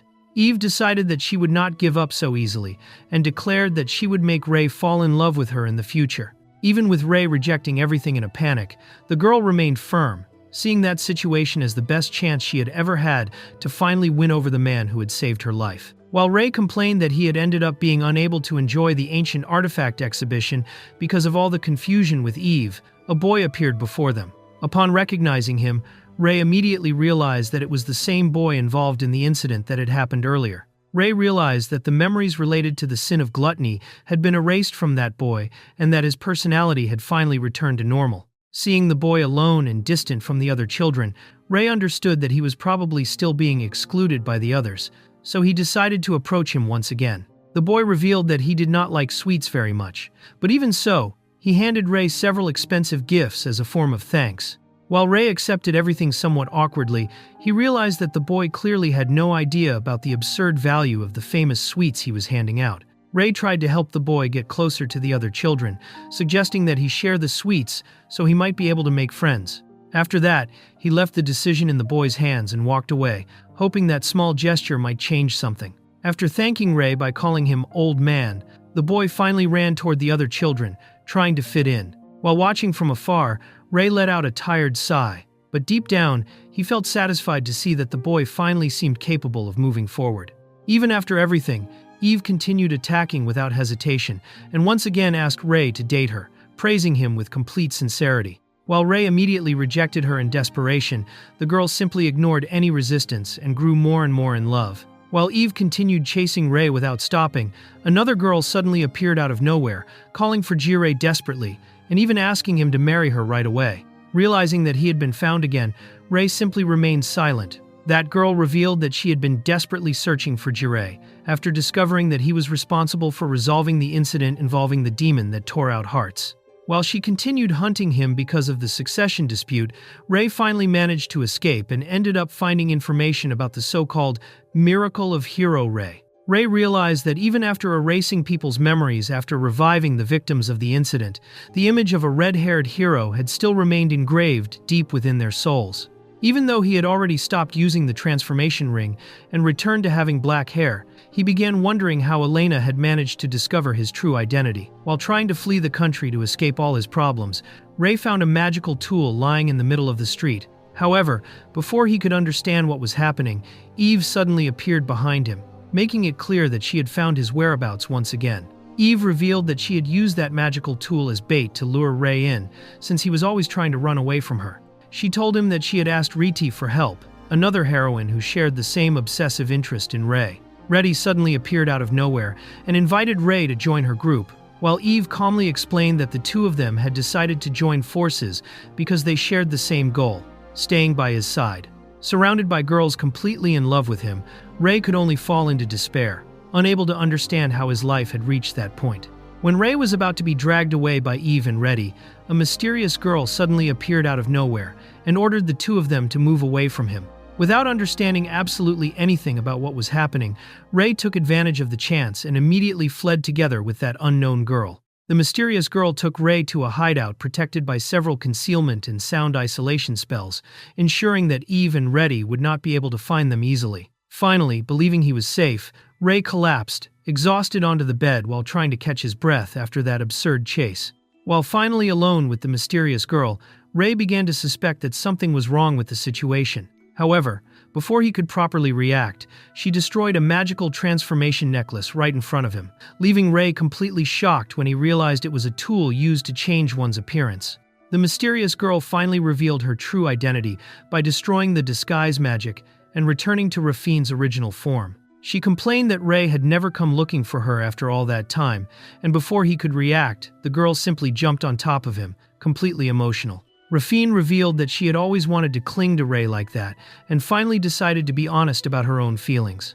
After realizing that he was far too shy to take any action on his own, she decided to stop hiding what she felt, and began approaching him without any hesitation. Desperate because of Rafine's advances, Ray used teleportation magic to flee from there immediately. However, after forcibly escaping, he ended up collapsing completely wrecked somewhere else, feeling sick while beginning to regret the absurd situation his life had turned into. Ray ended up finding Cain training alone in the forest. Surprised to see his own master in that place, Cain revealed that he was training desperately to become stronger and finally be able to fight by his side one day. While Cain tried to explain his desire to fight alongside him, Ray began to realize that something strange was hidden in that forest. Sensing a suspicious presence watching the two of them, he immediately drew his sword and ordered whoever was there to come out of the shadows. The mysterious girl finally appeared, and Ray discovered that Lena was the one who had been secretly watching everything in the forest. She admitted that she had also been responsible for attacking Rafine earlier, but revealed that she had done it because she realized she was still far too weak and needed to keep becoming stronger. Lena revealed that she had finally found someone capable of withstanding her full strength without breaking. For the first time, she felt that she could fight with everything she had against someone who truly understood her, making it clear that her real objective was to face Ray seriously. Lena approached Ray and coldly declared that one day she would kill him. After leaving that absurd warning in the air, she simply disappeared, leaving Ray completely confused as he tried to understand why so many dangerous girls were obsessed with him at the same time. While Cain was still trying to keep up with that entire absurd situation, more people began appearing after Ray at the same time. The academy director showed up begging him to become a teacher at the school, while Rafine appeared again in desperation, saying that she had finally found him once more. As everyone began surrounding Ray at the same time, the situation completely spiraled out of control. Reddy appeared, trying to make him sign a contract. Eve begged him not to run away, and Rafine simply took advantage of the chaos to ask Ray to marry her in front of everyone. Ray finally exploded after being chased by crazy girls, recruited to become a teacher, and still ending up involved in absurd problems without meaning to. Even while saying that he only wanted to live peacefully as a low-class adventurer, he realized that his life had become complete chaos while everyone continued running after him. Even after everything that had happened, Ray still only wanted a calm and lazy life. But while he desperately tried to escape that chaos, all the girls ended up chasing after him at the same time, turning his peaceful life into a true romantic nightmare. After all the chaos, Ray finally managed to return home and throw himself onto the bed to enjoy a little peace. While celebrating the fact that he could finally rest without worries, he noticed that something strange was hidden under the blanket. When Ray pulled the blanket, thinking he would finally have peace, he found an unknown girl wearing provocative clothes lying in his own bed, while the mysterious girl simply wished him good morning as if it were completely normal. Ray was completely shocked to discover that the mysterious girl was Enri, someone who should have been dead. However, she revealed that she really had died in the past, but now existed as something between the old Enri and a new version of herself, leaving Ray even more confused by that absurd situation. Enri revealed that the power of gluttony that existed inside her had ended up merging with Ray himself. Even while saying that he still could not use that ability completely, she stated that this power would be extremely important for him from that point onward. Ray began thinking that everything seemed like an absurd dream, but Enri made it clear that it was real while shamelessly clinging to him. She even teased Ray by saying that if he kept demanding so much from her, he would end up making her lose control completely. Even after desperately running away for several days, Ray realized that he could never escape the girls around him. Now, while Enri slept clinging to his body in his own bed, Ray finally accepted that the absurd situation was his new reality. While trying to finally calm down after all that chaos, Ray noticed a strange black mark appearing on his forehead. Remembering that it had appeared shortly after defeating Enri and running away from the other girls, he began to suspect that a new and even more dangerous problem was beginning.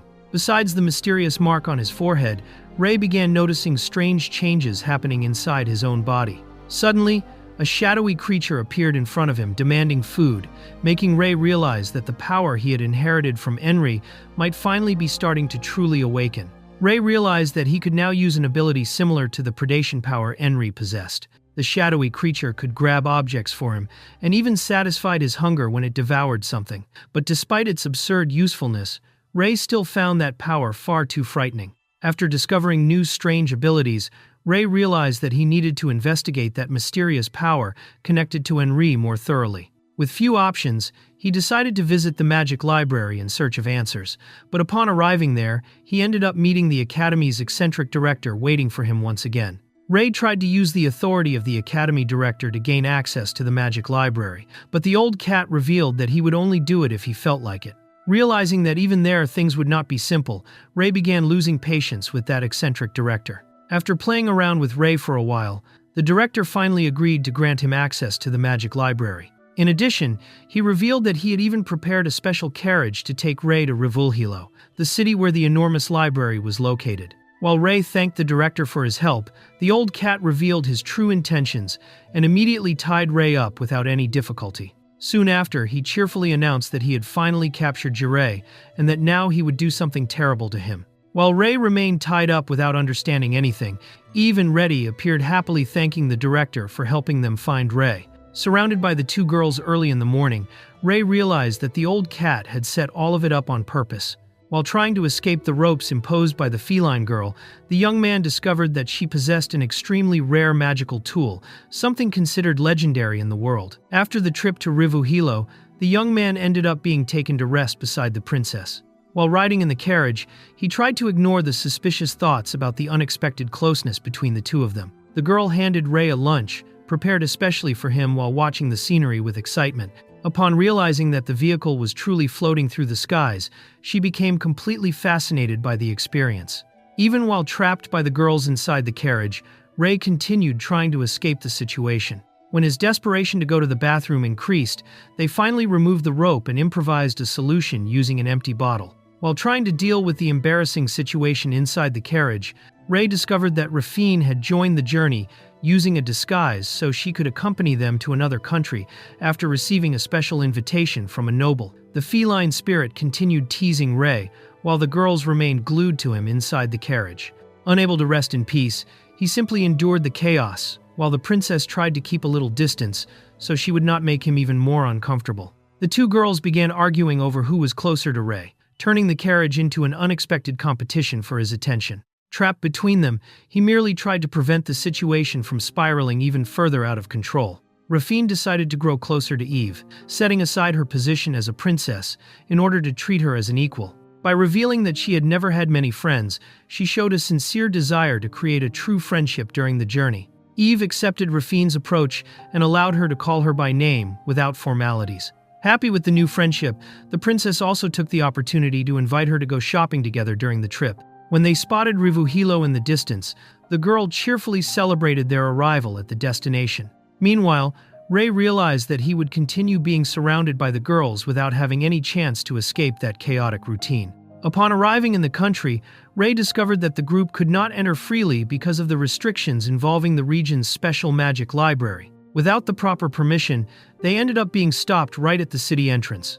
The guard explained that access to the magic library was restricted because of the conflicts involving the hero factions in the region. Since Ray was still only a low-rank adventurer, they could not guarantee his safety inside the dangerous zone. Ray discovered that Rivulhilo was a country protected by the Granfelt Empire, known for strongly valuing heroes. However, years earlier, the region had been attacked by a powerful demon, leaving several areas destroyed and forcing the country to go through a long reconstruction. Even after the disaster, many residents still carried resentment against the heroes, since many families and friends had died before they managed to arrive and help. Realizing that he would have to enter the country alone, Ray prepared to say goodbye to the group. However, the girl immediately refused to stay away from him, insisting on remaining by his side, even with all the restrictions imposed by the local authorities. The feline spirit begged to accompany Ray until she managed to convince the guard to allow entry under special supervision. Even after the permission was accepted, someone in the group clearly showed that they did not like that unexpected decision at all. When everything seemed resolved, a mysterious man appeared at the entrance of the country and ordered that Rei not be given permission to enter. Upon feeling that warrior's intimidating presence, Rei immediately realized that he was standing before someone extremely dangerous. The man revealed immediate contempt when he realized that Aldous was a half-beastman, someone with both human and animal characteristics at the same time. Even with the guard's attempt to argue, he interrupted any discussion and reaffirmed his order to prevent the group from entering the country. The warrior introduced himself as the hero known by the title of Genius and used his authority to immediately expel Aldous from the area. Without hiding his contempt for half-beastmen, he made it clear that he did not even want to see him inside that country. Even in the face of the authority of the hero known as Genius, Rei refuses to accept those orders without question.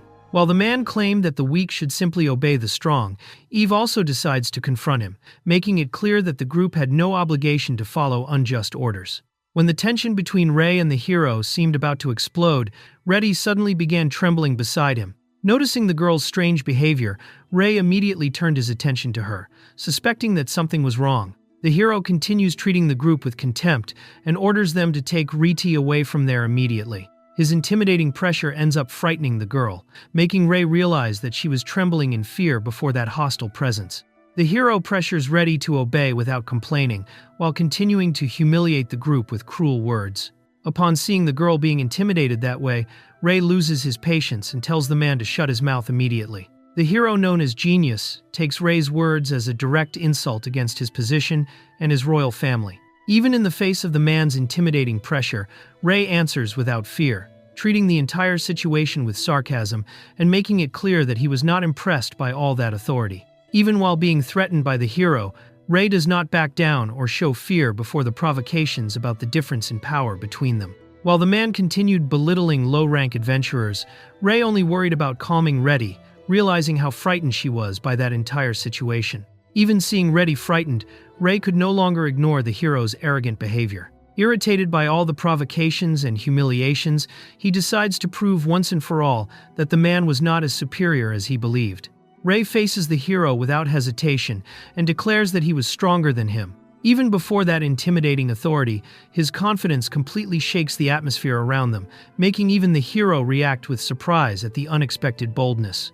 The hero accepts Rei's challenge and prepares to humiliate him in front of everyone. However, at that moment, a huge beastman warrior suddenly appears and immediately shows respect toward Rei, revealing that he already knew him and apologizing in case his young master had caused problems for the group. While the hero was preparing to face Rei, the huge beastman named Wisdom appears and prevents any interference against his young master. His presence surprises the group, and Rei then reveals that he had known Wisdom for a very long time, back when they studied magic together in the former kingdom of Edirl.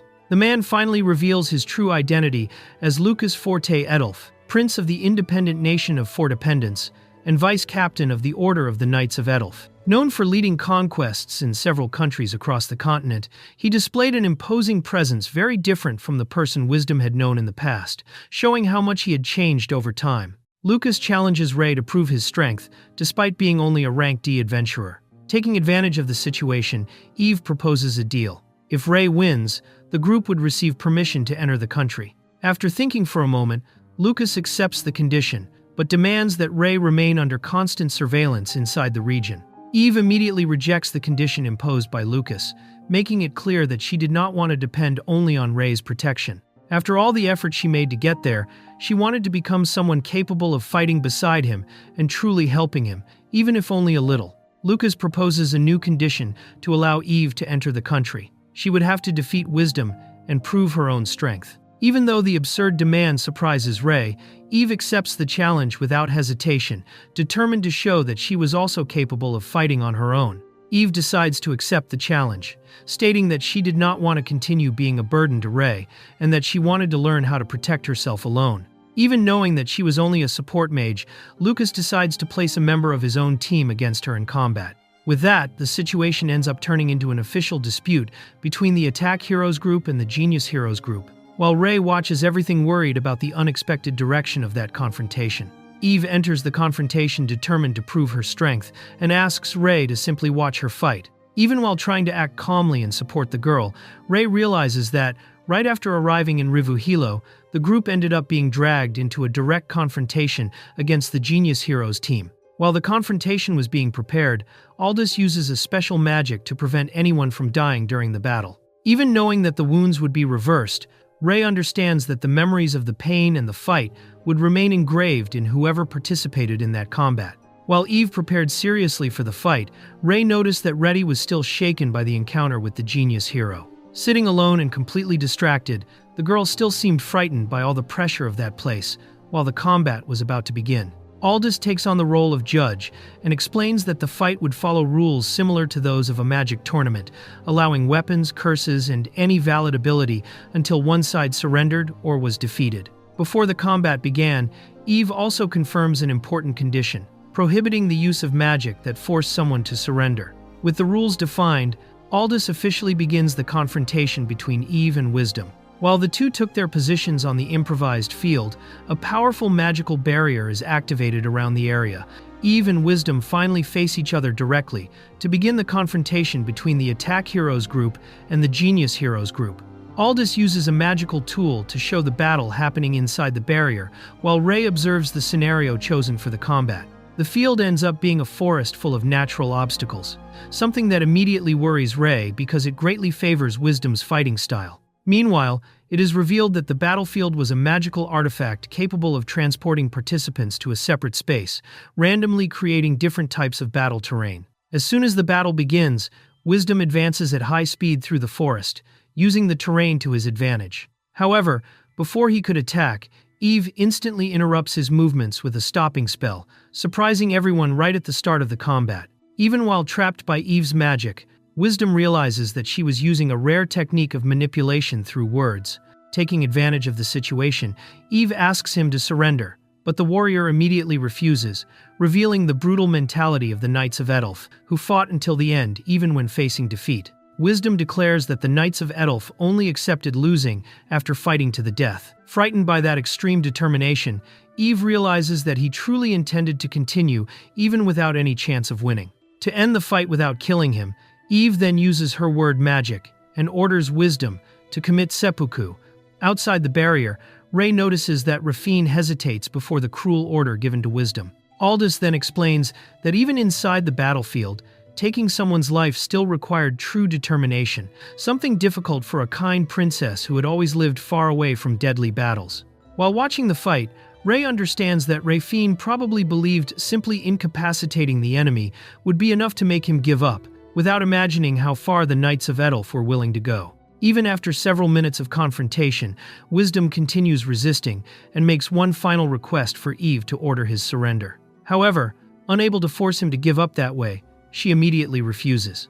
Upon noticing the girl's hesitation, Wisdom understands that she would not be able to give a truly cruel order, silently accepting that the battle was still far from over. Unable to convince Eve to give up, Wisdom decides to rely on brute force and advances to capture her directly. Before the blow could hit her, Eve uses her word magic once again and orders him to remain still, completely interrupting the attack at the last instant. Outside the barrier, Ray almost interferes when he sees the danger, but Aldous immediately stops him, reminding him that no one could interrupt the fight once it had begun. Even using her word magic to order Wisdom to move away, Eve realizes that it was not enough to stop him completely. The warrior had already taken precautions against possible mental abilities and continued advancing without hesitation, making it clear that he would not be defeated so easily by that kind of magic.